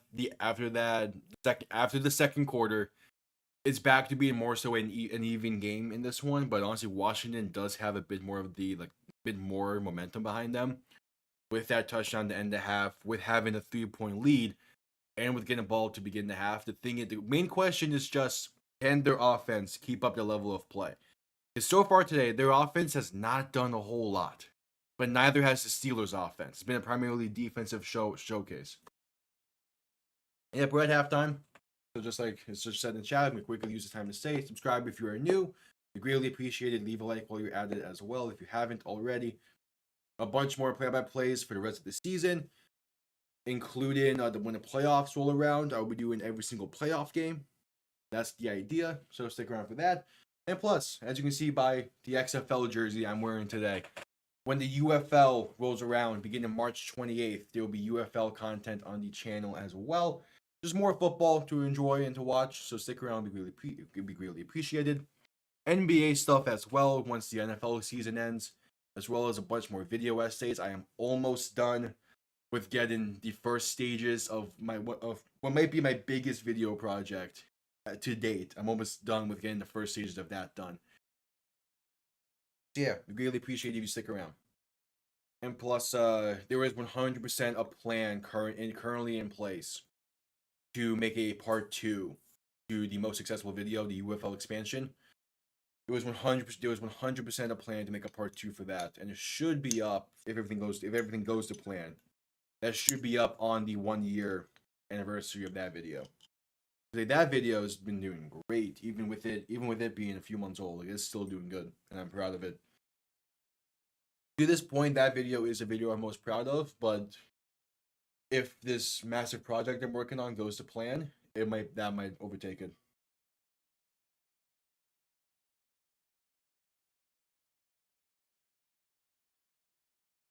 Yeah, subscribe. Really appreciate it. We're at halftime here.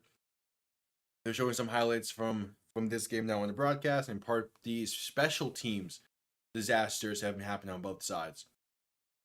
Yeah, because two touchdowns in this one from each side, have come due to special team errors. One being a muffed punt by Washington, the other being a failed fake punt by Pittsburgh. So we'll see how the second half goes. I was not expecting special teams to play that big of a factor in this so far, but it has. And Washington is also not asking Jaden Daniels to run much today. Both pass and offense had been non-existent basically. Again, Daniels is at about 80 yards passing. Russ is at about 50. It's been a very ground heavy game. It's been a very defensive heavy game. And also, and again, special teams been playing a real factor in this.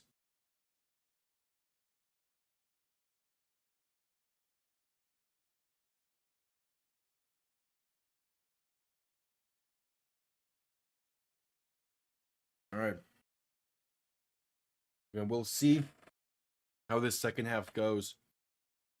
And yeah, as we're showcasing, I'm not going to do any of the 4 o'clock games today, but I will be back for Sunday Night Football as well between the Lions and Texans. That should also be a really good game in one way or another. Either we get to see the Lions beat the Lions, or we get to see an actual close game. It is a lot of fun to watch the Lions play football when everything is clicking. And hell, it's just fun to watch the Lions play football in general. They're just that good of a team.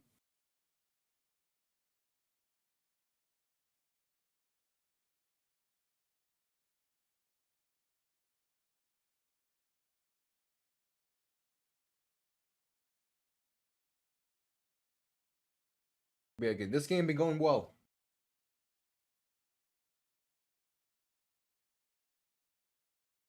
The second half is gonna the first drive out of halftime in this one is going to be a massive drive for Washington. If they can extend this lead, they have this game on a chokehold.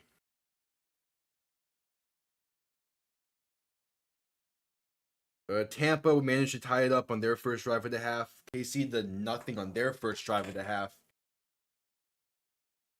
And we'll see what Minnesota can do. They have ball in Jacksonville 17, down by 4. I'm shocked at how well Jacksonville's defense is playing today. against Minnesota. Like, that game is not going anywhere. Damn, Darnold has 3 interceptions already.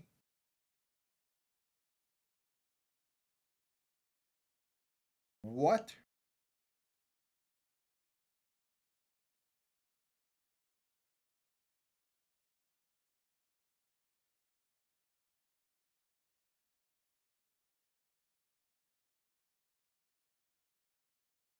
That is okay. That explains.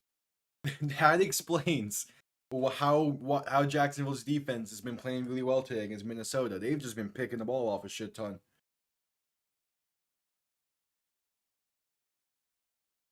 3 picks and a half is crazy.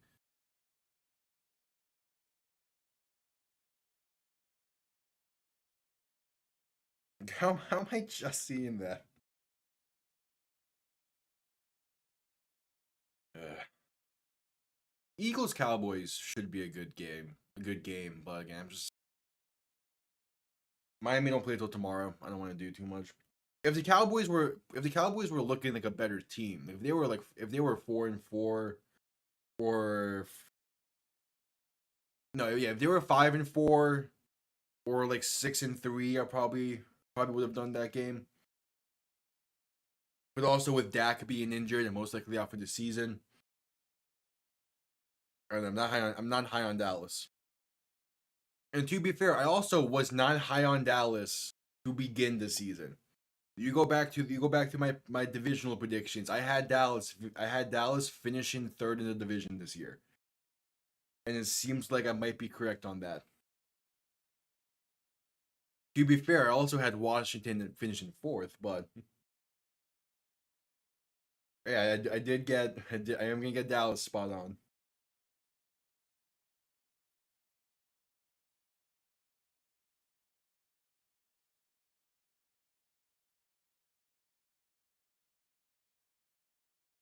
Also, yeah, the Jets played the Cardinals today. That should be a pretty good game as well. And I just don't know what to expect out of that game. It should be a decent one, but at the same time, it's like the Jets, but they haven't shown me anything. So I'm pretty sure I did pick Arizona to win that game. I mean, how are predictions like somewhat looking so far? I don't have 101 confirmed.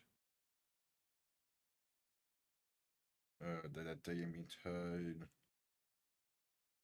Yeah, Chicago was letting me down. So was Atlanta.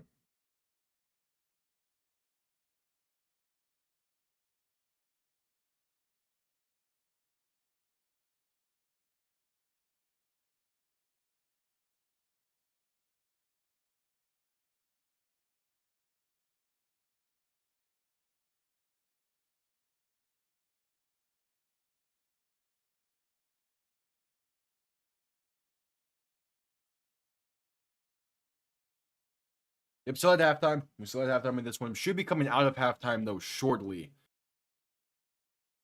As Washington set to get ball to begin the second half, up by 3. What is a prime opportunity to extend this lead.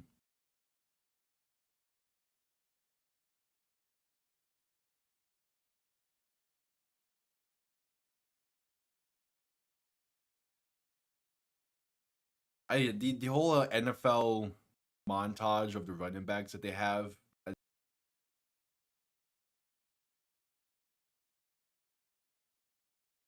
Okay, that's something.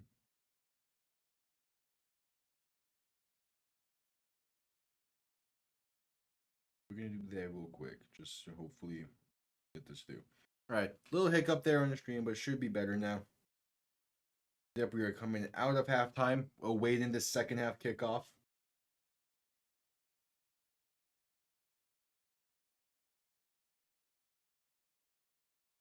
As Chris Boswell set to send this one down to begin the second half. This will be return from the goal line just about. And that's going to work his way past the 25. Austin Eckler down to about the 29. And that's where this drive will start things off.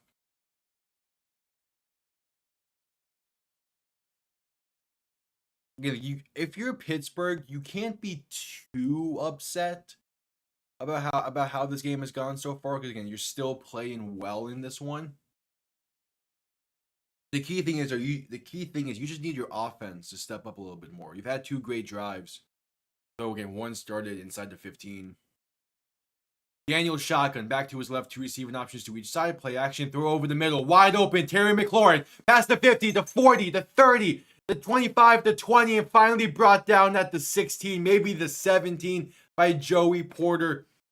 But first play of the half, Terry McLaurin nearly going the distance. Yeah, I mean, that's just... You just can't leave McLaurin that wide open. You took advantage of it. Oh, nearly broke it. All right, so 17-yard line now after that play. Danielson shotgun back to his right. 3 receiving options to the left. Going to keep it himself right side and just dive forward for a gain of about 1. Clearly some miscommunication on that play between him and the running back. Seemed like it was supposed to be an RPO, maybe. And then he wanted to keep it and pass it potentially. Or maybe he wanted to give it, but the back didn't fully take it. It's a gain of 1 nonetheless. So 2nd and 9, Danielson shotgun back to his left. 3 receiving options to the left. Ball now on the 17. And going to keep it and going to throw it over the middle, but tipped at the line. Another RPO style play there. And it sets up a 3rd and 9. So after that massive play to begin this drive, not a lot going on since.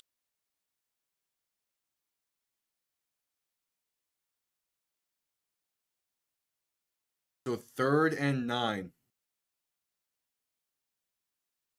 13:39 to play in the 3rd quarter. They're in a spot to extend this lead easily. But like after that play by McLaurin, you want this drive to end in the end zone. Daniel shotgun back to his right, 2 receivers to each side. Play clock winding down to get it off in time. Quick throw, left side McLaurin, wide open, 1st down and more. Pinballing his way to the 1-yard line before being brought down by Mika Fitzpatrick. And it'll be a 1st and goal from the 1. Hey, Denver's defense is playing really well today. I'm kind of shocked at how well they're playing today. Like, I'm not fully, but at the same time, I am kind of shocked at how well Denver's playing. Again, we'll see how the second half goes, but so far, like, it's been a great day for Denver. All right, 1st and goal. Daniel shotgun back to his left. Ball on the 1. Daniels handoff up the middle and untouched. He's walking in. Touchdown, Washington. Extending this lead and are an extra point away from making it a 10-point game. Jeremy McNicholas getting in untouched. And that was a drive that was pretty much all Terry McLaurin until the very end. That is, oh man, that is beautiful blocking. That is beautiful. All right, the extra point now to make it a 10-point game. That was just, extra point is up and good. 10-point game. The Steelers about to get the ball for their first drive of the half. Like, that is, and really good blocking is a beautiful thing to see.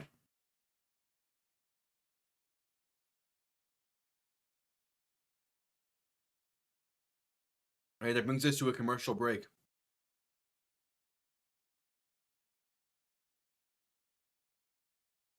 I don't know why, but this movie, Red One, I am tempted to go see just because I feel like it would be a so bad it's good movie. Like, it doesn't look great, but it looks bad enough to where it might actually be entertaining to see.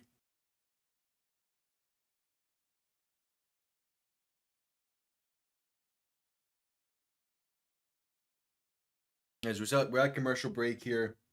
After that again, fantastic opening drive at the half by Washington.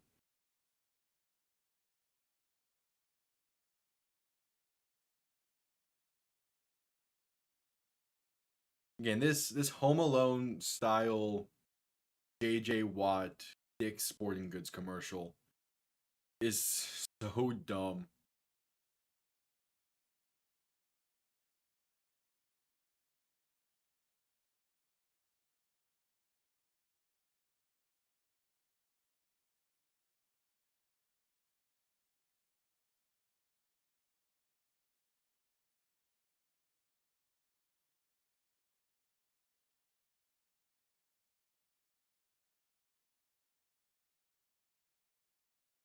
All right, select commercial though. We'll see what Pittsburgh's gonna need a drive here.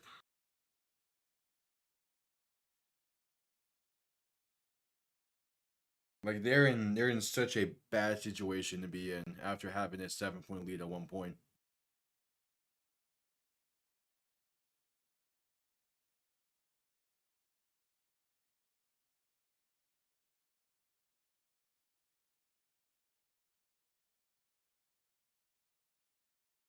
He should be coming out of this commercial break here shortly. And yeah, week 10 capping off tomorrow night. I will be live for that game as it is the Dolphins against the Rams.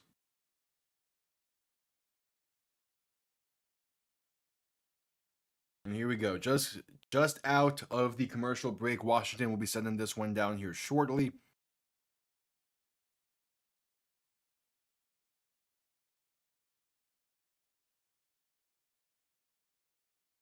All right. Washington sending this one down. It will be returnable beginning from about the 7-yard line. And that's Cordell Patterson working his way to the 25. So that's where Pittsburgh will begin this next drive. Again, now needing a scoring drive of some kind here. Down by 10. Out of relatively nowhere, down by 10. They're gonna need something.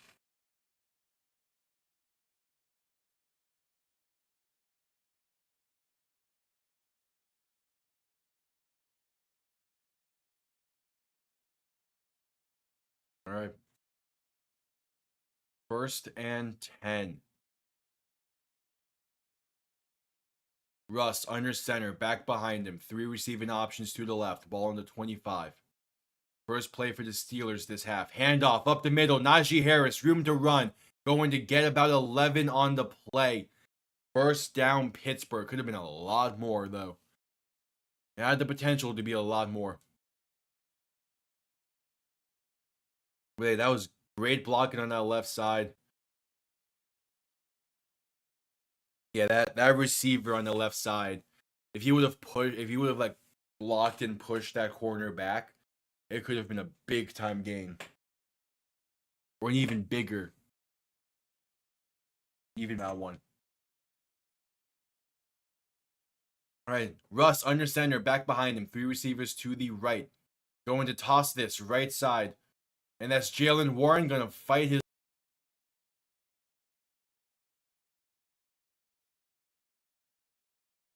All right, so far it's been solid for the Steelers. Only the gain of 2? Okay, then never mind. Not that great. I mean, yeah, it's positive yards, so it's better, but still want to keep those like 4-ish yards of carry. That's the idea. Russ shotgun back to his left. 3 receivers to the right, sending one of them in motion. And Russ, play action looking to throw. Pass over the middle is behind the intended target. Incomplete. 3rd and 8 coming up. It was low and behind due to the pressure in his face. It'll be 3rd and 8. Again, what feels like a gotta have it drive for Pittsburgh.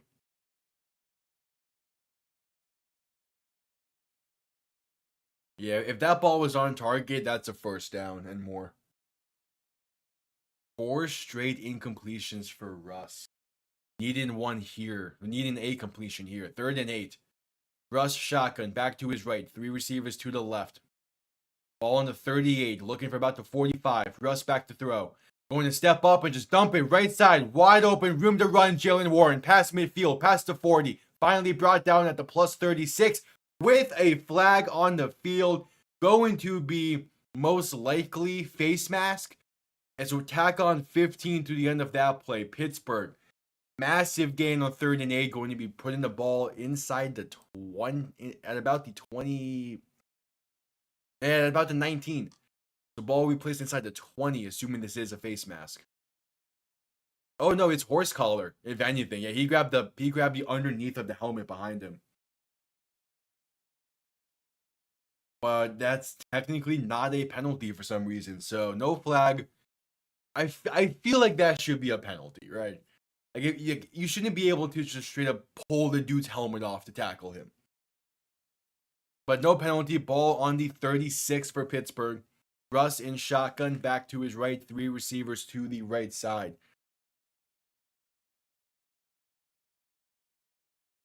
First and 10.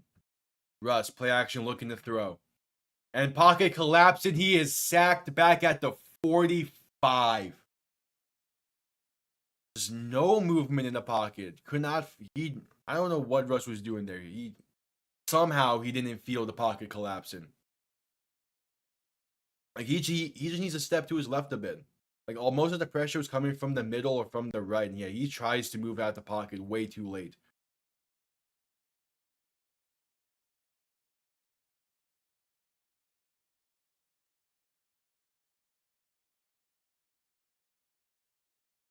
All right, so 2nd and 19. Russ alone in shotgun, looking to throw. Has time, pass over the middle is caught by George Pickens, breaking 2 tackles, 1st down and more, inside the 20, inside the 15, finally brought down at the 11. George Pickens, man, I mean, just an absolute unreal how good he has been. Like some of the plays he makes are insane. Like just bouncing off 2 defenders. Ruling him down at the 12 officially. So Russ in shotgun, back to his right, 2 receiving options to each side. And going to hand this off for Jalen Warren. Bouncing left side, now cutting it back up the middle. Or bouncing left side, now going to cut it upfield and get about 2 on the play. A gain of 2, ball at the 10, 2nd and 8 coming up. Right, yeah, then Pickens does it. What was the point of that little hop step? All right, ball at the 10 was been a great drive for Pittsburgh. Russ under center, back behind him. They're going to shift it back to the Russ, play action, looking to throw, pocket collapsing. He's going to launch this one right side, out of bounds, and complete a throwaway. They motion the tight end from right to left to make it 2 receiving options each side.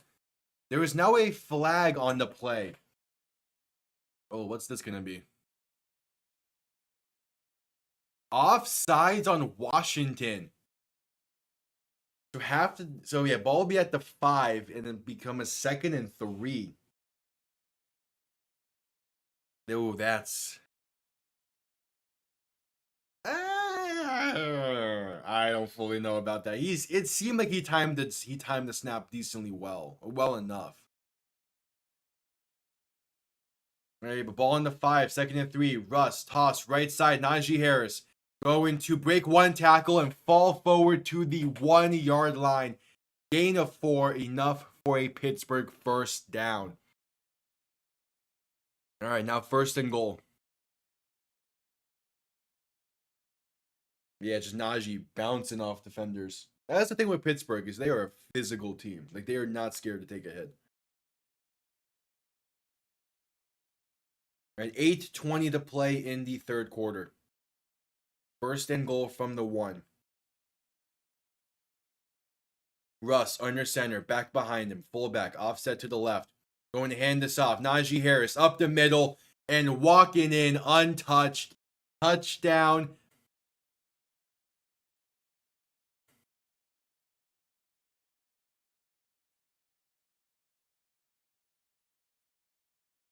A little hiccup there. Should be fine now. The extra point was good by Chris Boswell. We're going to head to commercial break with 8:06 to play in the 3rd. And a 3-point game as Washington will be getting the ball back. Okay, Micah Parsons is officially active today. I don't think that'll matter too much. I mean, I just don't know what the Cowboys' offense is going to look with Cooper Rush behind center.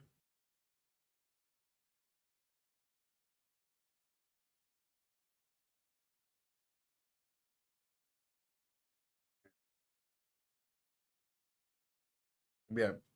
Both drives to begin the second half were fantastic drives. Like, were legit really, really good drives by both teams. I'm curious how they can keep it up. And like when will the defense step up again? Because the first half was primarily defense and special teams focused. This drive, like so far this half, or so offense. But nonetheless, like it's been a great drive. It's been a great second half for both teams. Through one drive apiece. There is still clearly time for things to shift.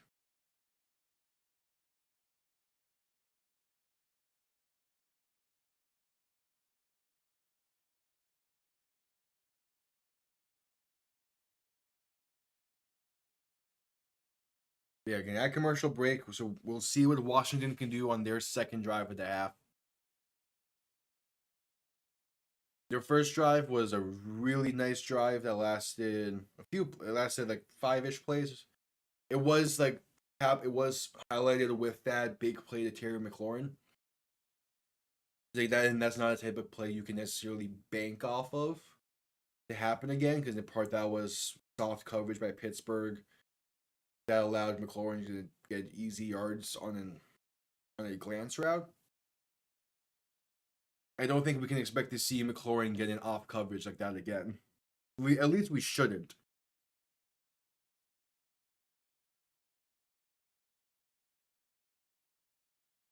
Hey, I'm just realizing that Jaguars are wearing a white helmet today.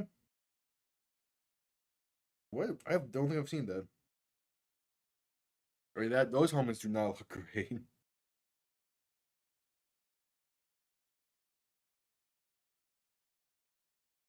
All right. Back from commercial break, Chris Boswell will be sending this one down shortly as we await Washington's second drive of the half.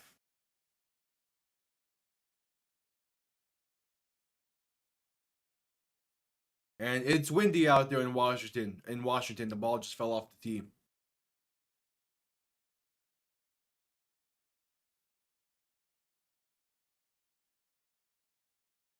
I don't know what the play would be here, if you want to let them return this or not. We'll see, as here comes Boswell to send this one down. And it will be returnable from about the 5. And that is going to work his way past the 30, past the 35. Room to run. Going to get past the 45 and finally brought down at the 47.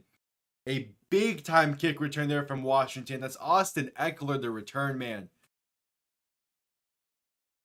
That is. Ooh. He didn't really have a lot of space to cut to the left there, but if he was able to, that could have been a massive play.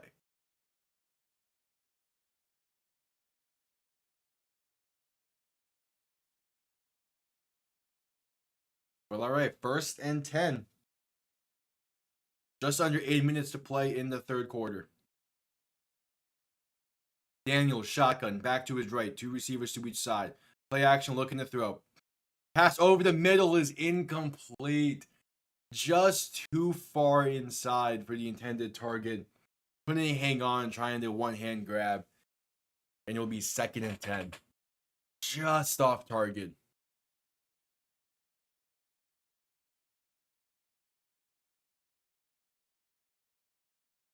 Like, it was wide open. It was there. Just off target. So Daniel, shotgun. Going to look to throw once again. Pocket collapse and roll into his right. Gonna throw this one right side. Has a man. Did he get his feet in? They're saying he did. Noah Brown. Gonna get a big completion here, pending the penalty. This will most likely be brought back due to holding. Yep, that was clear. Offensive holding, gonna push this one back. Would have been a great play by Daniels, but yeah, that was pretty clear holding. There was quite a few different people that could have called it on. If it feels. Yeah, that one was clear. And yeah, there was also the tackle. You get a little bit of a hold there. replay second down. What? Oh, they're saying there was offset and penalties? Yeah, there is a little bit of defensive holding there as well. And yeah, okay, so there was offset and penalties. Holding on both sides. So it's still 2nd and 10 from the 46. Daniels, shotgun, back behind him. Going to play action, looking to throw. Pressure coming in quick. Daniels escaping, rolling to his left. Throw on left side and incomplete. Luke McCaffrey, the intended target, bounced off his chest, it seems, and fallen to the ground. 3rd and 10. I mean, you'll take that if you're Washington. A 3rd and 10 instead of what would have been a 2nd and whatever. Yeah, 2nd and 20. That's a great throw by Daniels, though. Cross body. Yeah, threw his hands off the face mask. That's when you have to hang on to. All right, 3rd and 10. Just about 7.5 to play. Daniels alone in shotgun. 3 receivers to the right, 2 to the left. Looking to throw. He's going to try and dump it off over the middle and is batted at the line. Fallen incomplete. Nearly picked off by TJ Watt. And that's a 4th down coming up. Had a man open over the middle. Not sure if he would have been able to get enough for the first, but it definitely would have been a good chunk of yards. At the very least, it would have set up a go-for-it situation on 4th down. And Cam Hayward gets a hand on it, and then TJ Watt just barely couldn't get the interception. So Washington set to punt this one away. The Steelers defense making a big-time stand there. They gave their offense a shot. Punt comes off clean, and this will be returned beginning from about the 8 and brought down instantly. No idea why he didn't fair catch that. But not great starting field positioning from Pittsburgh here. We'll see what their offense can do with ball on, about the 8, maybe 7. No idea why that ball wasn't fair caught, and at least attempt to let it bounce into the end zone.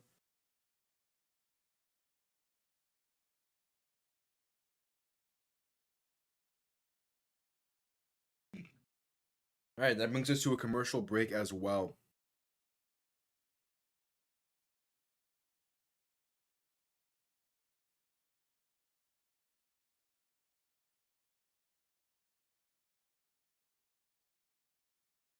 And that was the kind of series that the Steelers defense needed at this point.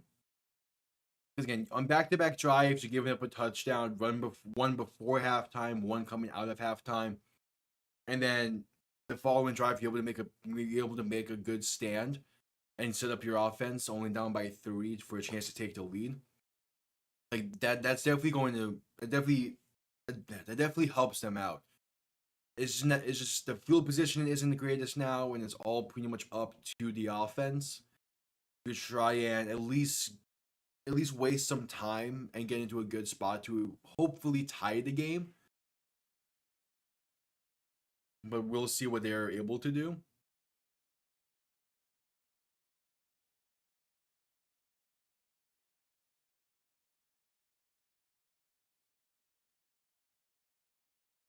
Because the Steelers' offense has just been a weird offense this season, this game. Like they've shown that they can have a drive. They have shown they can get a drive together and be able to make big time plays when needed. The main question is, like, can they do it now backed up inside the 10?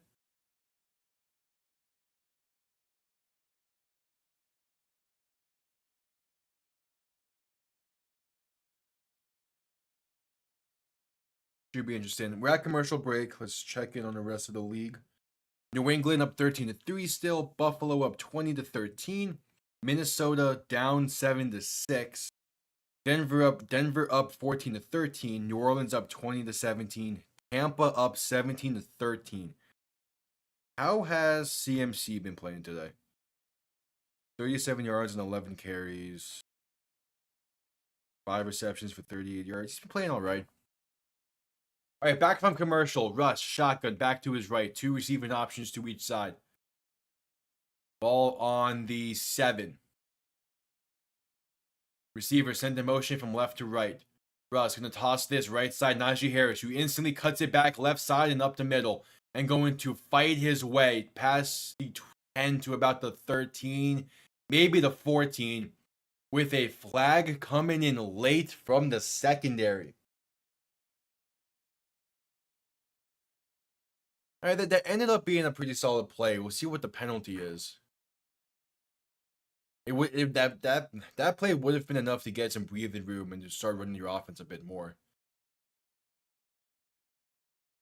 I'm just curious on what the flag is. That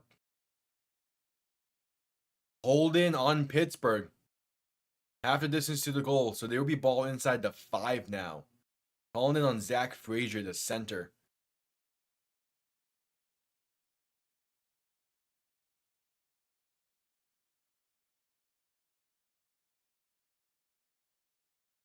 All right, so it'd be first down still, but that's definitely not what you wanted there, to be pushed back to the 4. Russ under center, back behind him. 1st and 13. And Russ looking to throw. Pressure coming in quick. Just going to launch one deep left side and incomplete. Looking for Van Jefferson, but there was good coverage there on that one. Ball incomplete. I don't get that decision. It was a kind of a back shoulder throw. Ball was placed decently well. And it could have been more towards the sideline, maybe. But yeah, that's just a deep shot on 1st and 13, backed up like that. I don't get. And 2nd and 13, Russ under center. 3 receiving options to the left. The back lined up behind him. Play clock winding down. Washington sending pressure. Handoff up the middle for Najee Harris, going to get to the 8-yard line, a gain of 4. Setting up a 3rd and willing to gain a 3, so 3rd and 10 coming up. Just under 6.5 to play in this 3rd quarter. And yeah, now Washington is having a defensive drive that they've needed. And we might start see the workings of a defensive game showing themselves again. So Russ, shotgun, back to his left, 3rd and 10. 3 receivers to the right side, ball on the 8. Need to get a snap off, they do. Russ looking to throw. Gonna launch one deep, left side, overthrown by a country mile, incomplete. Looking for Calvin Austin. And that's a 3 and out for the Steelers offense. 5:51 to play in the 3rd. Washington about to get the ball back up by 3.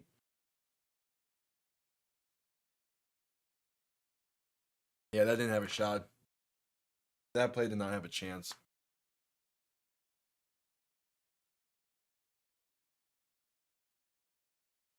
All right, so the Steelers going to punt this one away. Comes off clean, but that is not a great punt. Going to be out of bounds at about the 44. Just not a great punt. Going to put Washington in great starting field position in for this next drive, which will take place after this commercial break.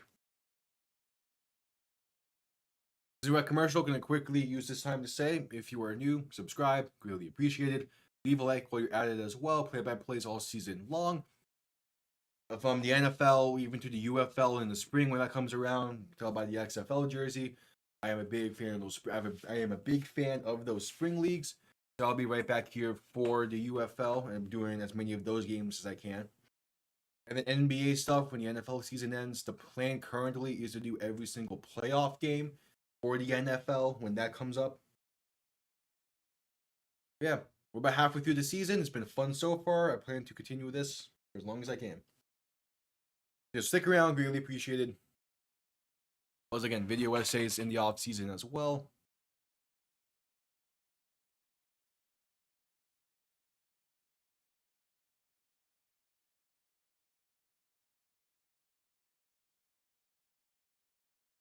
But yeah, we're at commercial break.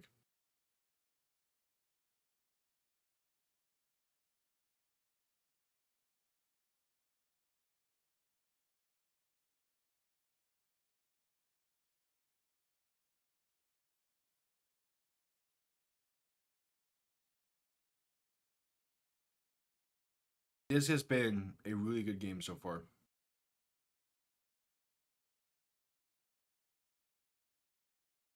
I love this. I love this if this could come down to the wire. But Washington has a great chance here to extend their lead. KC down by 1 with 11:30 with about 11 and a half to play in that game. How are there so many lower scoring games this week? Most of these matchups feel like they should be higher scoring.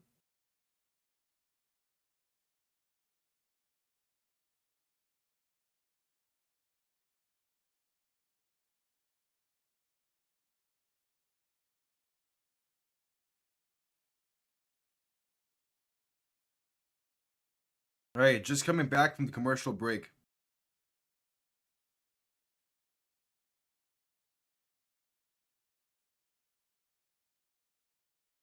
Washington, a great situation here to extend their lead. Ball past midfield already at the plus 42.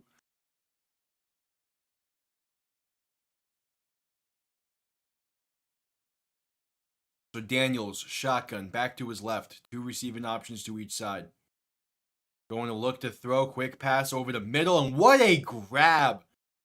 Up to the 34-yard line. Noah Brown.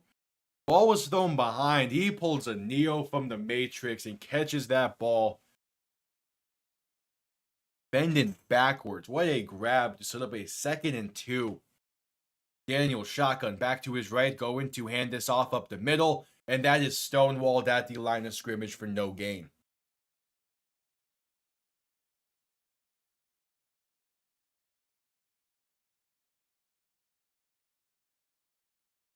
All right, 5 minutes to play in the third.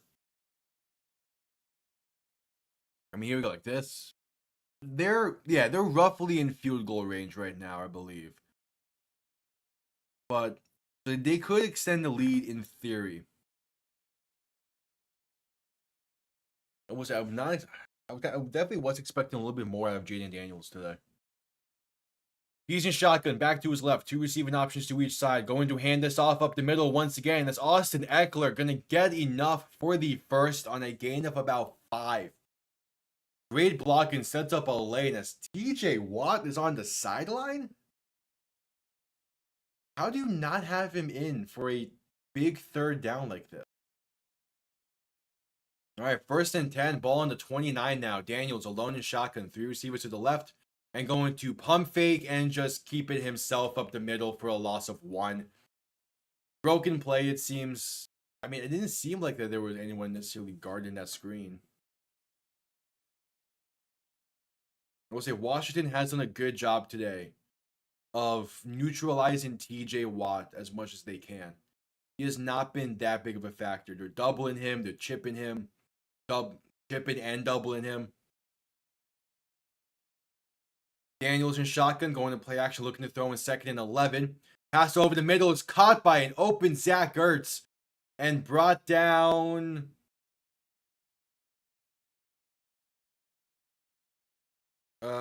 It was close to the first. Oh no, he dropped it.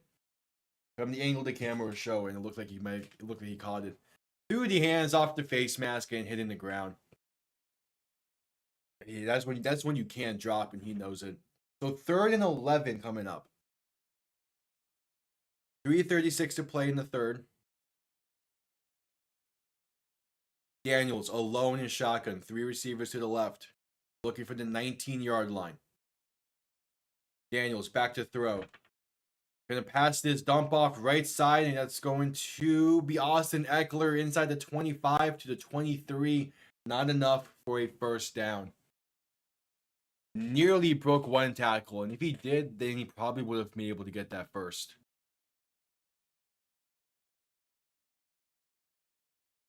Yeah, that was what? It was Mika, right? Yeah, Mika Fitzpatrick on the tackle.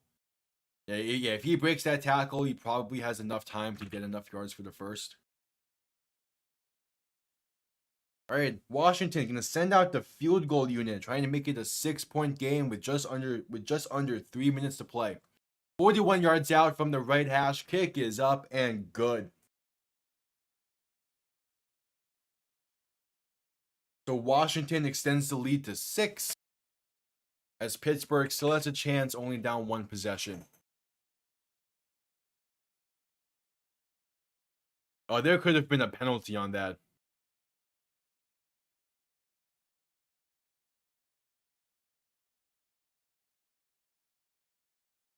Yeah, there definitely could have been a penalty on that field goal attempt, but no flag thrown. And we'll see what Pittsburgh can do on their next offensive drive. Hopefully, starting with some better field positioning.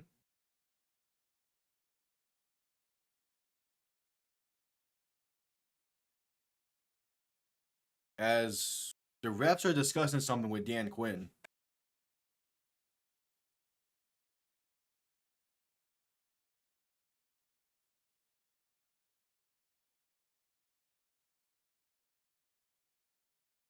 Again, both teams sit atop of their respective divisions. Though Washington, with a loss and a Philly win, will become a half game back of the Eagles. This is one that they kind of need to win. And if the Steelers win, they're a half game ahead of Baltimore. So again, this is a very important game for both sides. The kick is underway. It will be returnable beginning from about the 5. And that is going to work their way up to about the 23. So 1st and 10 from there for Pittsburgh. You'll begin their next drive.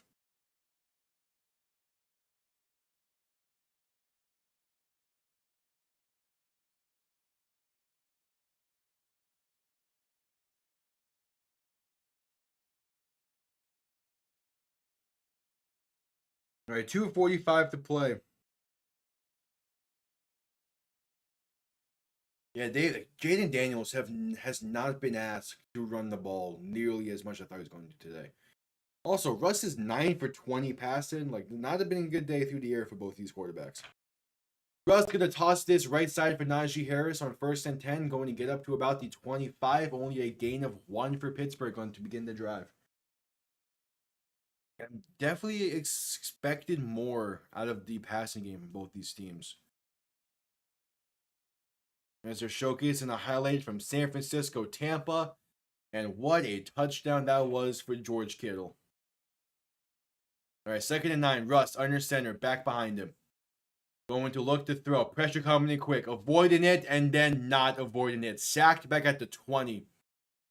Made 2 men miss and couldn't make the 3rd miss. Washington's defense stepping up here to make it a 3rd and long.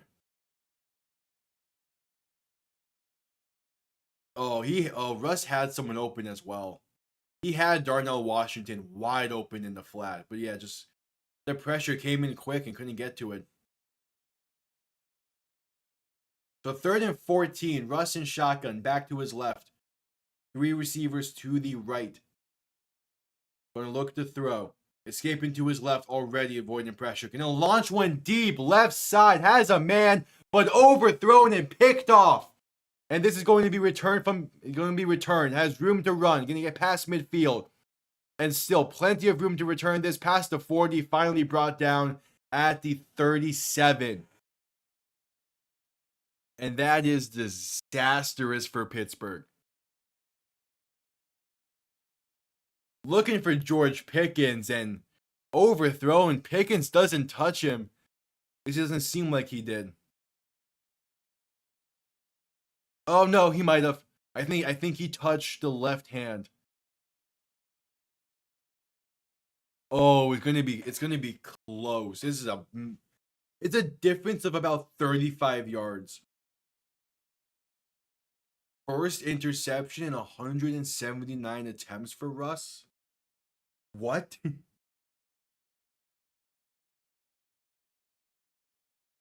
Well, yeah, we're gonna have to see. It's definitely an interception. I'm not sure if he got touched or not. It doesn't seem like it, but there is a chance he was. Let's see. Yeah, he was. Oh, he was. Pickens. Pickens touched his ankle and then his thigh. So he was touched. Again, that's a difference of about 35 yards, 35, 40 yards. But Pickens barely is touching him.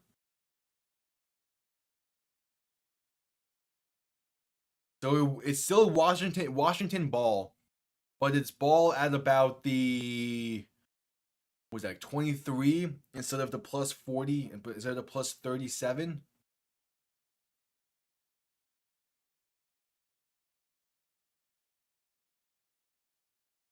A minute and a half to play in the third quarter, and Washington has all the situation here. Ball on the 26. In a prime situation. Daniels in shotgun, looking to throw. Pocket collapsing quick, and a launch one left side has a man, and Terry McLaurin. What a grab along the sideline. Ball placed beautifully, and McLaurin gets the toe tap in. Holy, that ball is placed absolutely perfectly. And yeah, McLaurin gets to 2 feet. Holy shit. Whoa, Terry McLaurin. So ball is now at the plus 46. Daniels in shotgun, back to his right. Going to hand this off up the middle, and that's Austin Eckler. Going to get to about the 41, a gain of 5. 45 seconds left in the quarter. Scary Terry, man. He makes plays like that every week, and it is impressive every time he makes it. But again, that was also just an absolute beautiful throw by Jalen Daniels. Like, beautiful. All right, 2nd and 5, last play before the fourth quarter. Daniels shotgun, back behind him. 2 receiving options to each side, ball on the 41. Going to play action, looking to throw. Pressure coming in quick, and Daniels can't escape it. Sacked back near the 49-yard line. Back near the minus 49. And that will be not... Cam Hayward getting pressure instantly up the middle. And that will be the end of the third quarter. 15 minutes to play in this one. Game is... Washington up by 6. As they have to play on Thursday Night Football as well. So they have a short week up upon themselves. So does Philly. As they're the Thursday night matchup, we're at commercial break, end of the quarter. I will quickly be right back.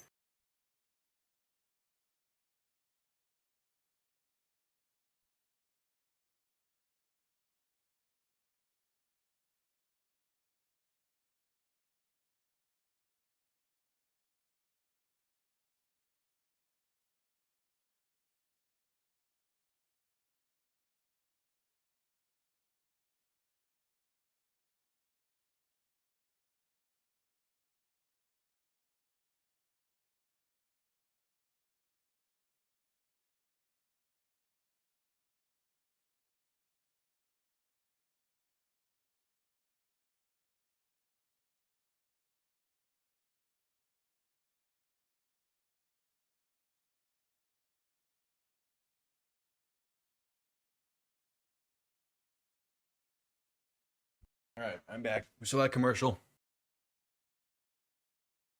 Washington had a great play with the interception, followed by the McLaurin reception. Now, after that sack, they're going to be facing a 2nd and long. It's either 2nd or 3rd and long. Either way, not a great situation.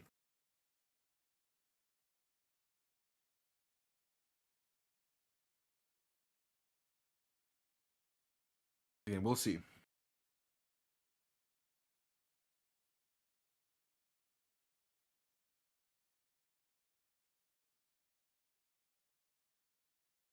We shall see. Still at commercial break. Third quarter just wrapped up. 15 minutes to play. Let's see. Around the league, New England up 16-3 over Chicago. How is Chicago playing this poorly? Caleb Williams only 92 yards passed and can't get a ground game going functionally. It's just defense. Buffalo up by 10, 23-13. Minnesota up by 2, 9-7 with ball inside Jacksonville's 20. KC up 16-14 over Denver. New Orleans up 20-17 over Atlanta. And San Francisco up 20-17 over Tampa. As this game is just coming out of the commercial break, the fourth quarter is underway. Daniels in shotgun, back to his left. Now we're going to shift it back out wide to the right to make it 4 receivers to the right. 3rd and 16. Quick pass right side. Going to try some trickery here. Rolling to his left. Trying a double pass that just does not work at all. And it's going to be a massive loss on 3rd and 16. I don't know what they were trying there. They were clearly trying some kind of throwback pass or double pass of the sort. But if that truly was supposed to be a double pass, it was supposed to be a throwback pass, right? I imagine. Yeah. But the issue was, like, it just wasn't, no, it was not going to work. Pittsburgh blew it up beautifully, and even if it was supposed to be a double pass, the initial pass was forward. So a 4th and 27, Washington will punt this one away with a not so great punt that will take a Washington bounce inside the 15 to about the 13, maybe the 12.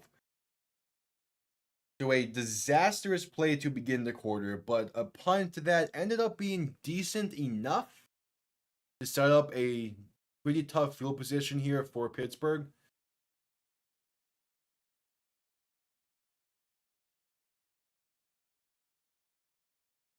So 14 minutes to play. Pittsburgh with the ball, 1st and 10.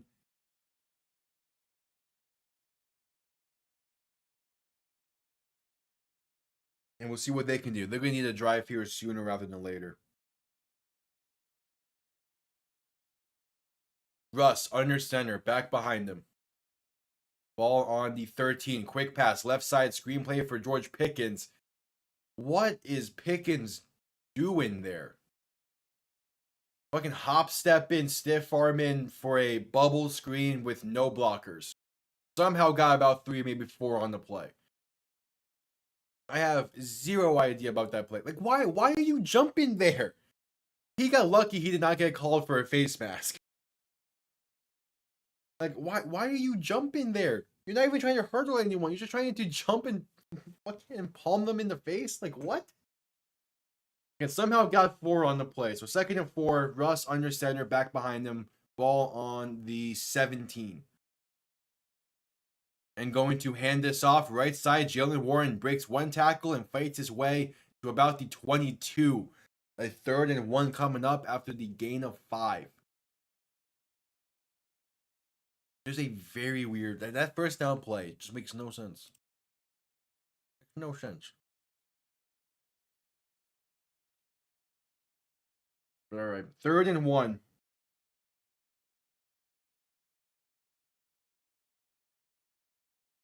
Again, kind of an gotta have situation. Russ, shotgun, back to his left. 2 receiving options to each side after sending a receiver in motion from left to right. Russ looking to throw. Pass over the middle. Caught George Pickens. 1st down and more. Finally brought down at about the 34-yard line. All right, there we go. Yes, that's the play you needed.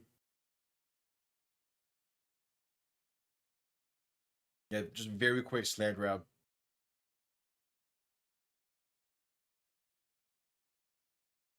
All right. Here we go. 1st and 10. 12:20 to play in the game. Russ under center. Ball on the 34. Back behind him. 2 receiving options to each side.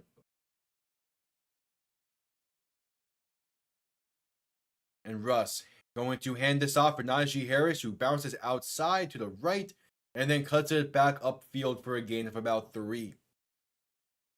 All right, ended up being a solid game there for blocking that wasn't the greatest. And it sets up a 2nd and 7, which you'll take after how that started.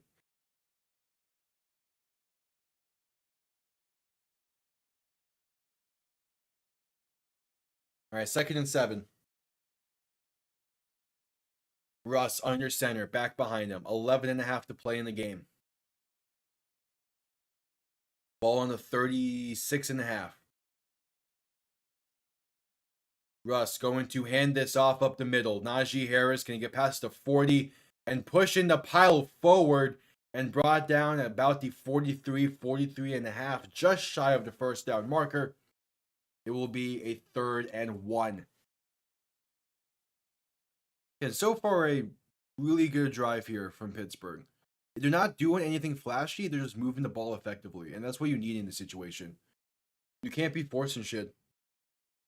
The goal is to just get in the end zone, no matter how long it takes. So third and one. Third and one. Russ under center, back and fullback behind him. Going to hand this off up the middle and going nowhere. Stonewalled at the line is Najee Harris. A 4th and 1 coming up, leaving Pittsburgh with a decision to make. Just under 10.5 to play. 4th and 1. We got a big decision to make here. I doubt they go for it. With how well your defense has been playing. Oh, Najee is down. Oh shit. Najee Harris is down in pain. They're checking out his ankle. As kind of a hip drop there, but at the same time, like it's just the fact that he was in a massive pile. And like there's bound to be people falling over each other. He's standing right now, but we'll see. Still being checked up on, seeing if he can put a weight on it. We'll head to a commercial break for the injury timeout. That's great. If Denver going to 31, they can actually start killing the clock here. Hold on. If they play this right, they can have the game-winning field goal. Hold on, I'm putting this up on my other monitor. If they play this right, they could 100% win the game on this drive. They just need like what, a first down or two? How many timeouts does KC have left? Like Denver could just end the game here if they play it well.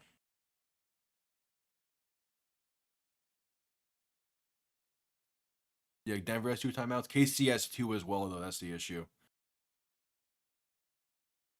Yeah, because KC might call a timeout here. Yeah, they get 1 first down. The Denver needs to get a first down. That's all it is. If Denver gets a first down, they can just run the clock out.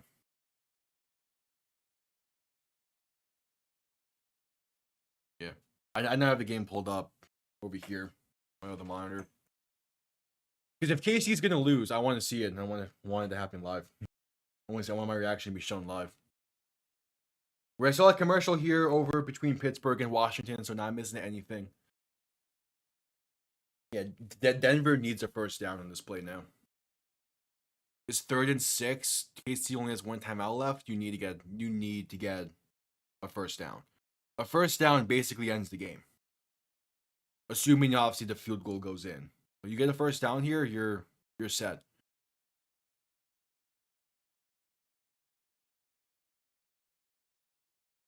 All right, just coming out of commercial break here between Pittsburgh and Washington.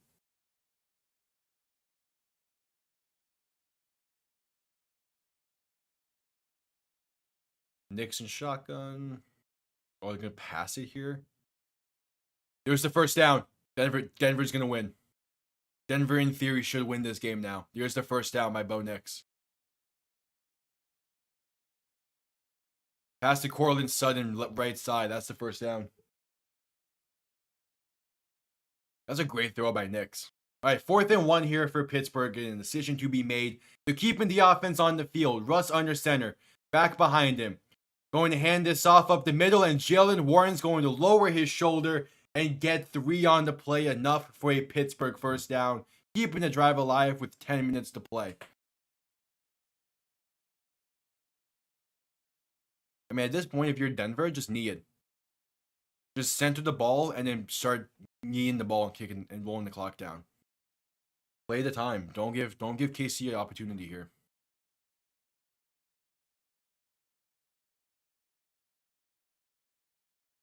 All right, Russ in shotgun, back to his left. 1st and 10 from the 47. Looking to throw. Going to try a tight end screen to the left, but it's off target, fallen incomplete. 9.5 to play.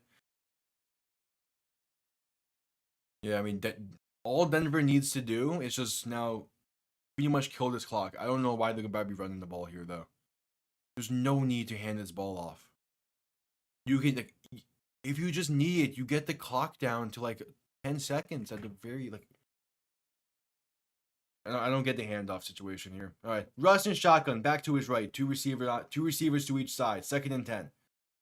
Play clock winding down. Back to throw. Russ gonna launch one left side for George Pickens, and it is caught along the sideline. A beautiful throw by Russ, but there's a flag on the play. But that throw by Russ was placed absolutely perfectly right in the basket of George Pickens. A place where only he could grab that. Oh my fuck, that's a good throw, Russ. And it's offsides on Washington. That will stand. And get the 2 feet in as well. God damn. That's happened twice now. A beautiful sideline throw. Oh, that ball is... Oh, I love it. I love it. I love it. That ball is placed perfectly by Russ. It's now 1st and 10. Ball on the +29. Russ under center. Back behind him. Going to hand this off up the middle for Jalen Warren. He's going to break one tackle and work his way to the 24. So yeah, Denver is killing this clock beautifully. Yeah, one more knee down, then you can kill the clock to 3 seconds. After Denver just called it their 2nd timeout. Alright, just under 9 minutes to play. Russ under center, back behind him. 2nd and 5, ball on the 24. And going to hand this off once again up the middle, and that's up to about the 21, maybe the 20 for Jalen Warren. So it's up a 3rd and short either way.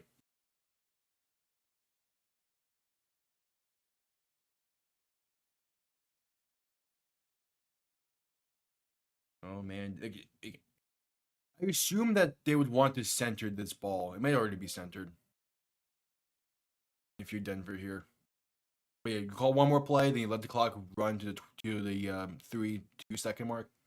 3rd and 2, Russ under center, back behind him. Ball in the 21, looking for the 19. And going to hand this off once again up the middle. Room to run. Warren inside the 10. And going to actually get up to about the 11. He had room to get inside the 10 if he wanted, but that room closed quickly. Denver's going to spot the ball on the right hash. Okay. Good running by Jalen Warren there. All right, 1st and 10, ball on the 11. Russ under center, back behind him. Going to hand this off once again up the middle, and that's inside the 10 to about the 7-yard line. All right, 1 second left in this Denver KC game. Will Lutz on for the game-winning field goal. He's missed one today from 60. I assume that was before the end of the half. All right, 2nd and 7. Russ under center, back behind him.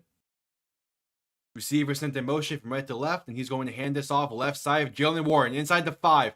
Going to fight his way, pushing the pile down at the 1. Enough for a Pittsburgh 1st down. 7 minutes to play. The Denver 35-yard field goal attempt from the right hash to give KC their 1st loss of the season. Snap good, hold good, kick up. It's blocked. Kansas City blocks it, and they're gonna win. Are you kidding me? God damn it, Kansas City.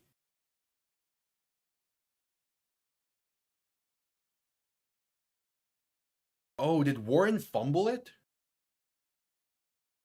They were showing a replay. Warren might have fumbled here. If they were reviewing this, it could be Washington ball at the 1. Oh, hold on.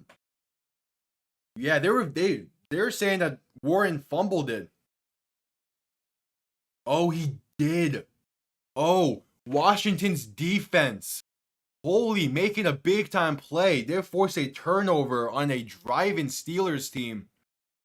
And it is now Washington ball at the 1-yard line.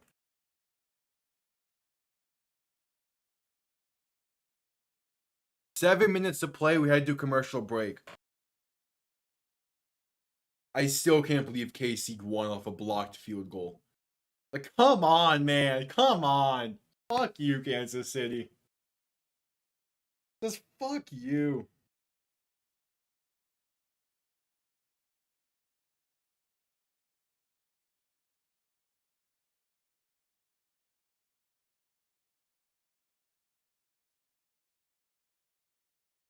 Ugh. I was so ready to pop the champagne and celebrate 72 again. Like, man, come on. How do the Chiefs keep doing this? How do you get away with it? How?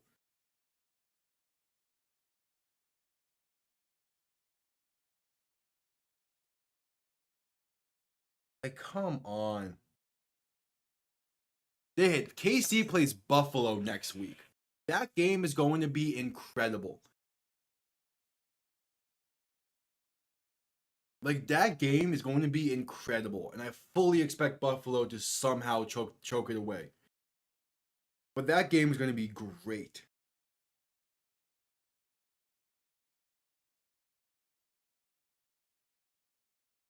All right, so like commercial break here. Again, it'll be Washington ball at the 1 after they reviewed the Jalen Warren 7-yard carry to find out he fumbled the ball at the 1-yard line.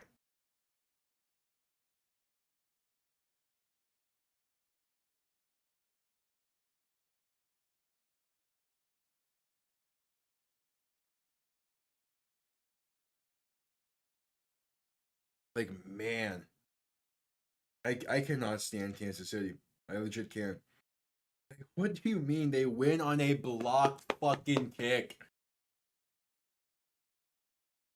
I still might say fuck it and move them down a spot in power rankings. Like, that game. Come on, Denver. Like, holy how? Just how? All right, back from commercial break here. 7:05 to play in this game. Daniels under center, back behind him, ball at the 1. Pittsburgh stack in the box. Okay, for as good of a defensive play as that was by Washington, now the offense is in trouble here. Handoff up the middle, and they're going to get a little bit of breathing room. A gain of 2 by Jeremy McNicholas. No, that's not Jeremy McNicholas. It's a gain of 2, maybe 3 nonetheless. Give the offense a little bit more breathing room. It'll be a 2nd and about 3.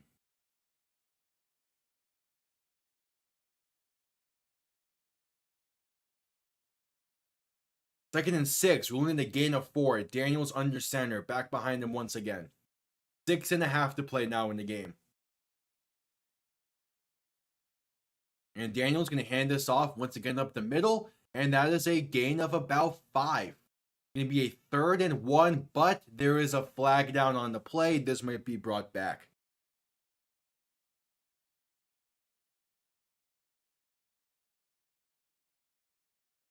Oh, damn. San Francisco and Tampa are tied. Yep, holding on Washington is the penalty. So it'll be a 2nd down, 2nd about what, 9-ish?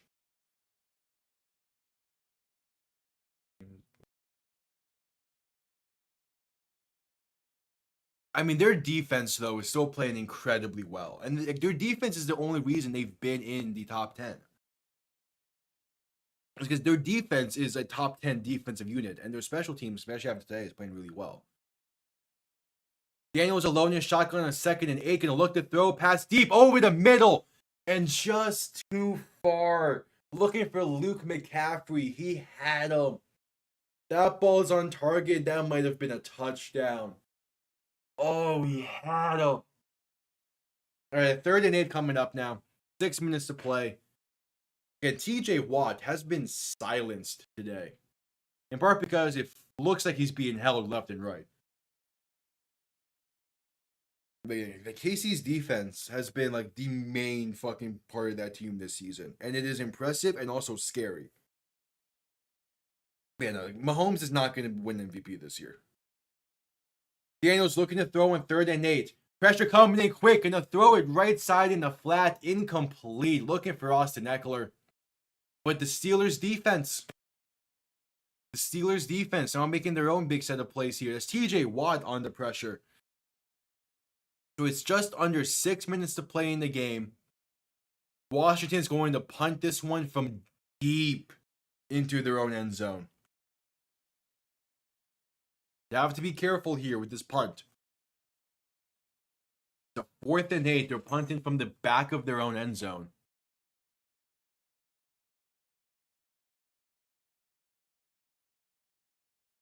All right, to get the punt off clean. And it's going to be a good punt return beginning from the 39. And as Calvin Austin work his way past midfield and going to spin his way to about the plus 46. So the Steelers with great starting field positioning on this drive and 5:46 to play for a chance to take the lead. I'm shocked the Steelers didn't try to send anyone.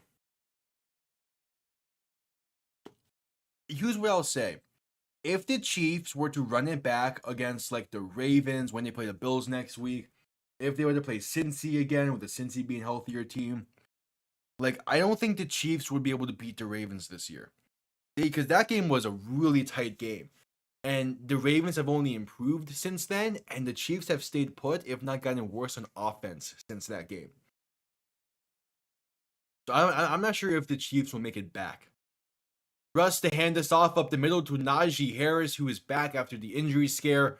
Gonna get to about the plus 39, but there is a flag on the play. Might be illegal formation or offsides or of the sort.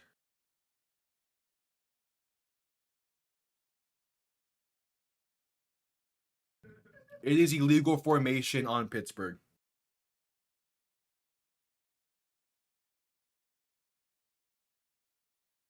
All right, so it'll be a 1st and 15.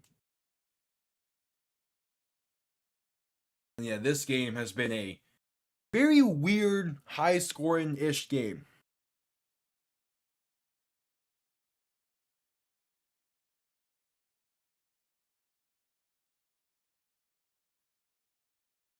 So a 1st and 15. Russ in shotgun, back to his right. 2 receiving options to each side. Going to toss this right side for Najee Harris. And the blocking just isn't there. Going to lose a yard on the play. The Steelers had their chance, and back-to-back plays just losing, going backwards. One with the illegal formation, the other with just that loss of 1. Fix the camera a bit. There we go.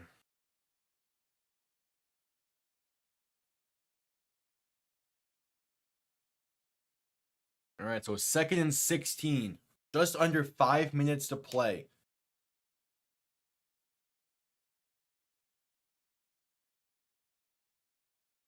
Russ in shotgun, alone in shotgun. 3 receivers to the left, 2 to the right.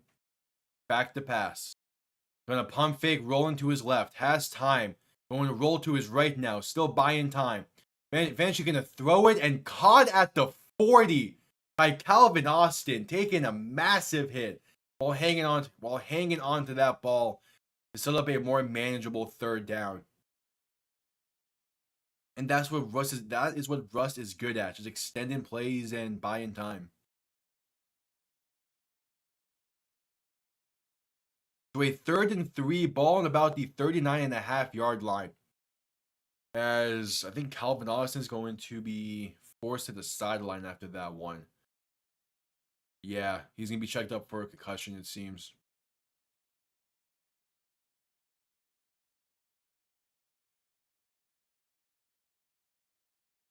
He took a shot to catch that ball.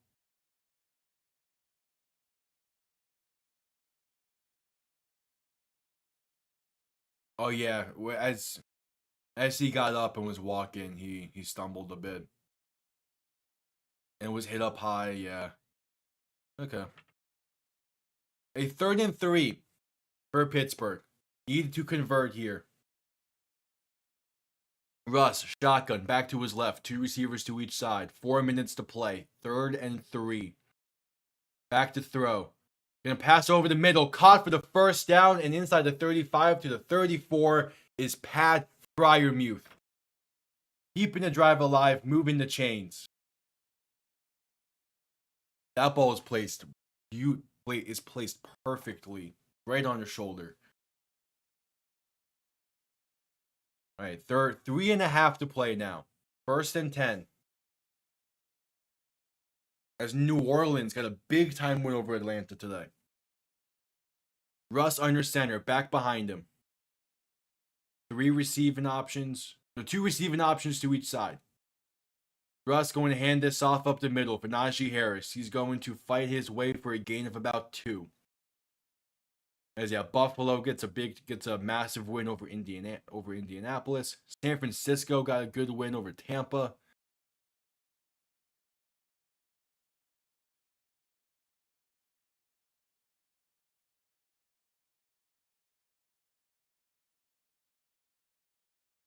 And ruling a gain of 1. 2nd and 9, 2:45 to play. About 1 more play before the 2-minute warning. Russ in shotgun, back to his right. 3 receiving options to the left. Making adjustments at the line while the play clock is winding down. Need to get the snap off, and they do. Russ looking to throw.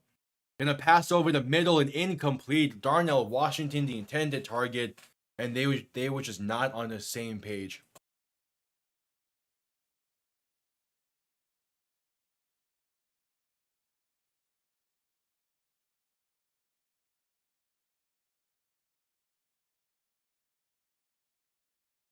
A 3rd and 9. Big time 3rd down. 2:27 to play. Patriots got 9 sacks on Caleb Williams today. Fucking hell. All right, play clock winding down. So just breaking the huddle. They're going to call a timeout. Their first of the half. Get big time 3rd and 9 here, especially now that they don't have all 3 timeouts. This is the moment. I still can't believe that faked punt. It nearly worked, but that was still the dumbest fucking decision I've seen today.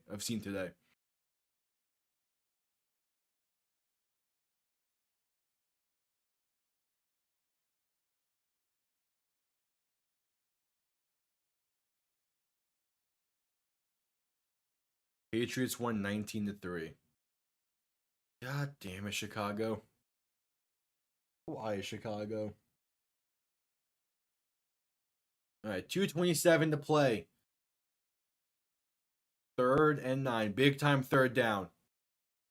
Gotta get to the 24-yard line. 15 seconds left on the play clock, and Pittsburgh is just now breaking the huddle. Russ in shotgun, back to his left. 3 receivers to the right, making adjustments at the line. Need to get the snap off. They do. Russ looking to throw. Pressure coming quick. Russ throwing deep. Left side has a man. Touchdown, Pittsburgh. Russell Wilson throwing up a prayer, and it is answered. They tied the game with the extra point awaiting. Wow. Mike Williams. Their trade deadline acquisition from New York, making a big time play late in this one. Beautiful throw by Russ, just off his back foot with a prayer. And Mike Williams comes down with it. And now Chris Boswell, the extra point away to give Pittsburgh the lead. The lead kick is up and right down the middle. The Steelers. 2:22 to play, up by 1. And there's no better defense in the league to want to put it in the hands of than the Steelers, it feels. They have always consistently had a fantastic defensive unit. It needs to shine now.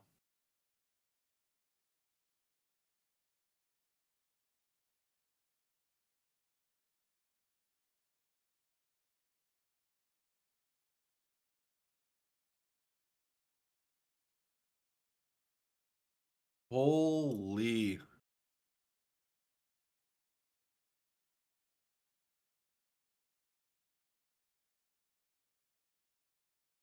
First touchdown from Mike Williams in the gold and black. And that was a prayer that Russ threw up. Pressure came in quick.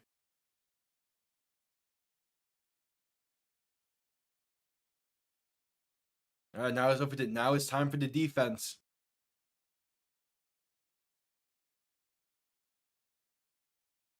It's time for this defense.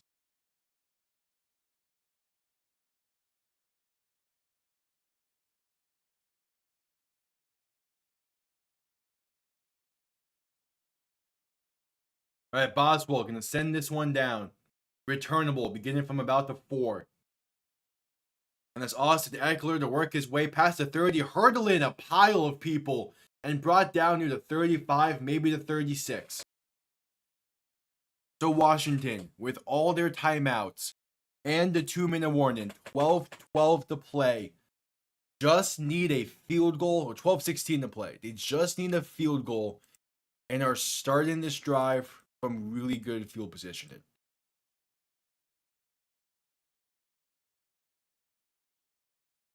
This is where TJ Watt needs to step up and Washington's been a great job denying him, but he needs to be the superstar he is. Daniels looking to throw on 1st and 10. Pressure coming in quick. Just gonna spike this in the dirt, incomplete. And Alex Highsmith is down. Oh, he's in pain. Are you kidding?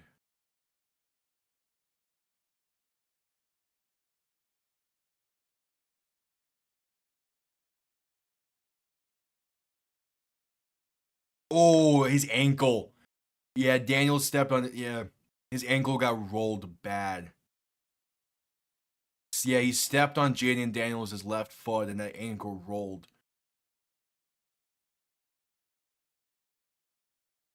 Oof, yeah, that does not look good.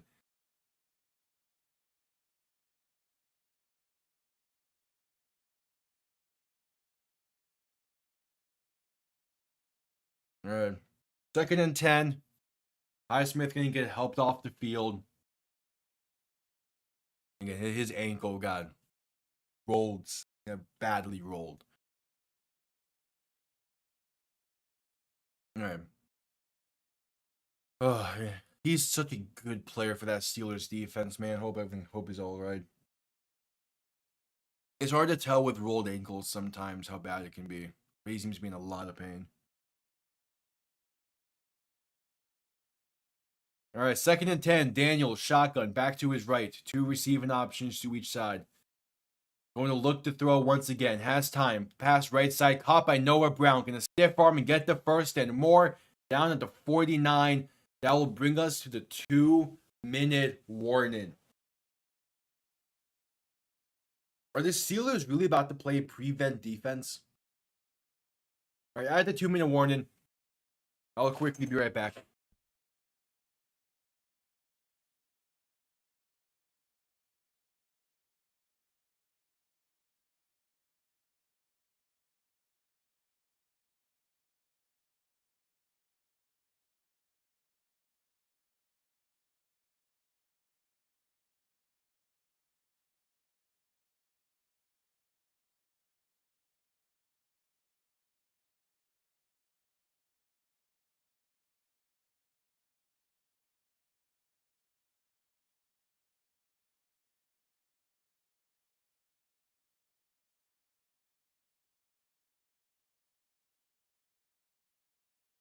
All right, I'm back. We saw a commercial.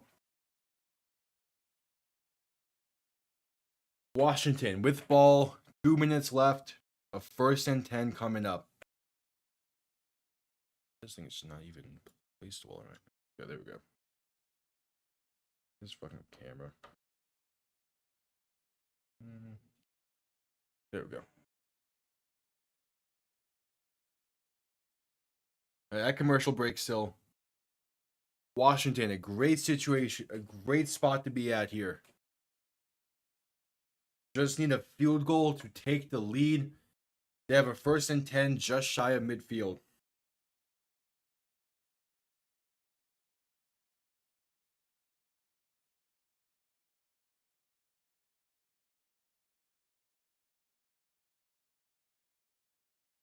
All right, let's see. This is the final game that needs to go final from the early window.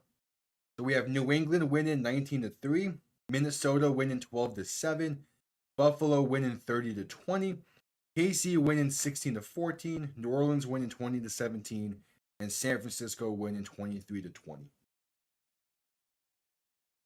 All right.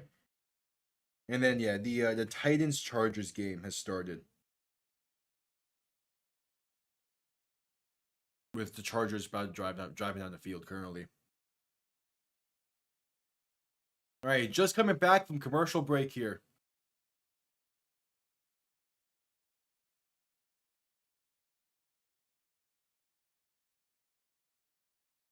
The Steelers defense needs to make a stand. Daniel shotgun back to his right, 3 receivers to the left. Going to look to throw. Going to keep it himself up the middle, or at least try to. Falling forward for a gain of 1. I love the play call of finally going QB keeper and the design QB keeper here, but it's just the Steelers defense, man. They played well. They played it well. Going hurry up. Daniel shotgun back to his right. 2 receivers to each side looking to throw. And going to... Did he fumble? Either way, he gets out of bounds. It's either a fumble out of bounds or incomplete. TJ Watt getting in pressure there quick. And they're ruling it officially incomplete. Yeah, that's incomplete. But Watt getting the pressure in. And yeah, that's incomplete. So 3rd and 9 coming up. Yeah, there's TJ Watt showing up, man. They need him right now. 3rd and 9, a minute and a half to play. Washington is known for Washington has had one miracle so far this season. Ball on midfield. Daniels alone in shotgun, 3 receivers to the left, 2 to the right. Washington still has all 3 timeouts. 3rd and 9, looking to throw. Going to throw it deep. Right side has a man, incomplete, looking for Noah Brown. The ball was underthrown. He places that further down the field. It's a touchdown. He places that near the... maybe not. The safety was over top. But still, he places that ball slightly further down the field and more so back shoulder. That is at least a big gain. Oh, man. All right, 4th and 9. Daniels alone in shotgun. 3 receivers to the left, leading the 41-yard line. Back to throw. Has time. Pass over the middle. Caught. Are they giving him this? What's the spot? Going to depend on the spot. One spot is showing just shy. They're saying a yard short. I do not agree with that spot at all. That is a terrible spot. But it is Pittsburgh ball. Only a gain of 8. That is a terrible spot. You did the 41. Oh, that is such a bad spot. How do you spot it a yard shy of where he caught it at? He caught it at the 41 and did not go forwards. How? How is it that bad of a spot? Zach Ertz catches it at the 41 and they spot him at the 42. Despite not moving forwards or backwards, besides not moving at all. That should be 1st down Washington. That is such a bad spot. Holy shit, these refs. This happened last week between Miami and Buffalo. Like, just the refs for some reason cannot spot the ball for the life of them in some situations. It is bad. Like, he's not even touching the 42. They spotted this at the 42. He's not even touching the 42. He's definitely at the 41. Or at least inches shy. He's not at the 42. He's more so at the 41. Like, that is such a bad spot. What? Yeah, like he's at the 41, if anything. Definitely not the 42. I don't know how the refs saw him down at the 42. That is egregiously bad. And they're still just showing the replay over and over. As yeah, this is official. This is going to official review, which I like. Because again, that was a terrible spot. If he's gonna be short, at least spot it correctly, where it's ball at the 41 and a half, or like 41 and an inch. Like he was not a full yard shy of the first. That's just no.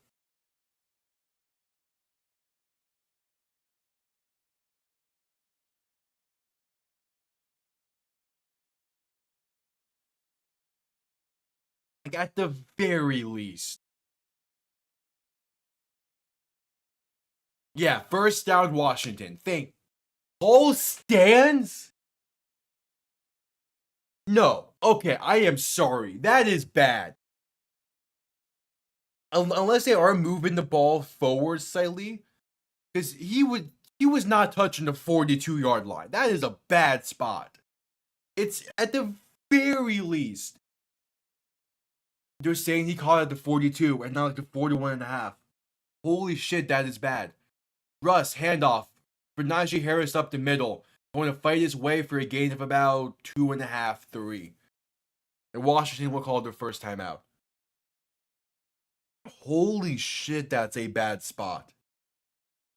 And then they'd stands? Like, if they would have moved the ball to like the 41 and a half, 41 and a fourth or something, that would have been fine. But to say that he caught it at the 42-yard line is dog shit. Because he did not. Zach Ertz straight up did not touch the 42-yard line with the ball. That is bad.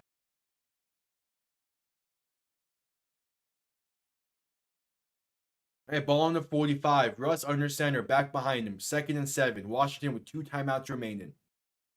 Going to toss this left side with Najee Harris, and he's going to lose 2 on the play. Back near the 43, a minute 8 left. And Washington will call their second timeout. That was such a bad. I still cannot get over that.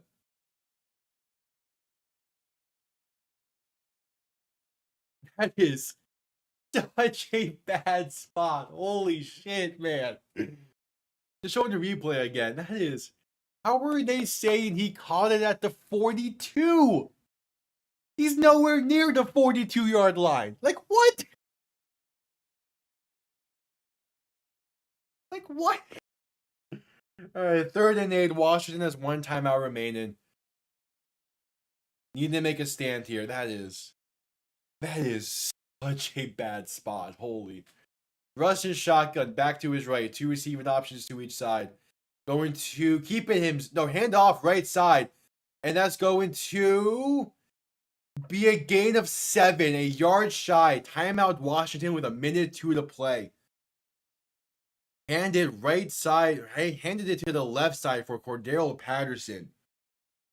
And he is brought down shy of the first. So Pittsburgh now has a decision to make. Ball is at about the plus 49. It's a 4th and 1. You could go for it, and then you get the first down and the game's over. Or you could punt this one down with the fact that Washington has no timeouts remaining and hope your defense makes it understand. It's a big decision here. I would not be surprised if Pittsburgh at least keeps the offense on the field to try and get Washington to jump. And at the very least, you have to try that.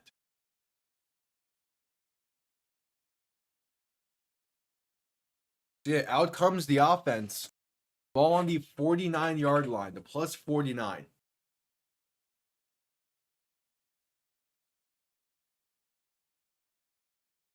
All right, this is it.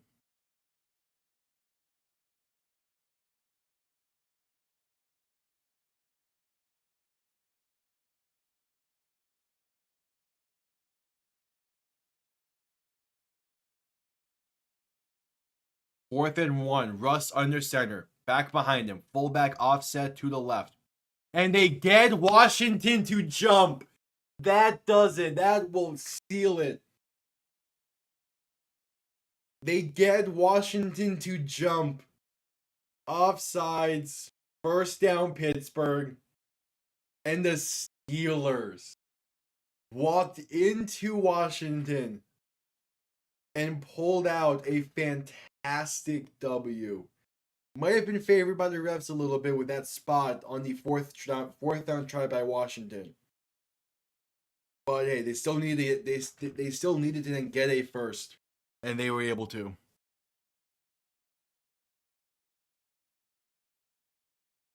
Washington's offense just didn't show up for the second half, really. And there's the knee downs. The Pittsburgh Steelers are going to improve to 7-2 on the season. While Washington is going to be eyeing the game between Philly and Dallas today as they set up for a matchup against Philly on Thursday Night Football. That game should be incredible. They have one more knee down as needed.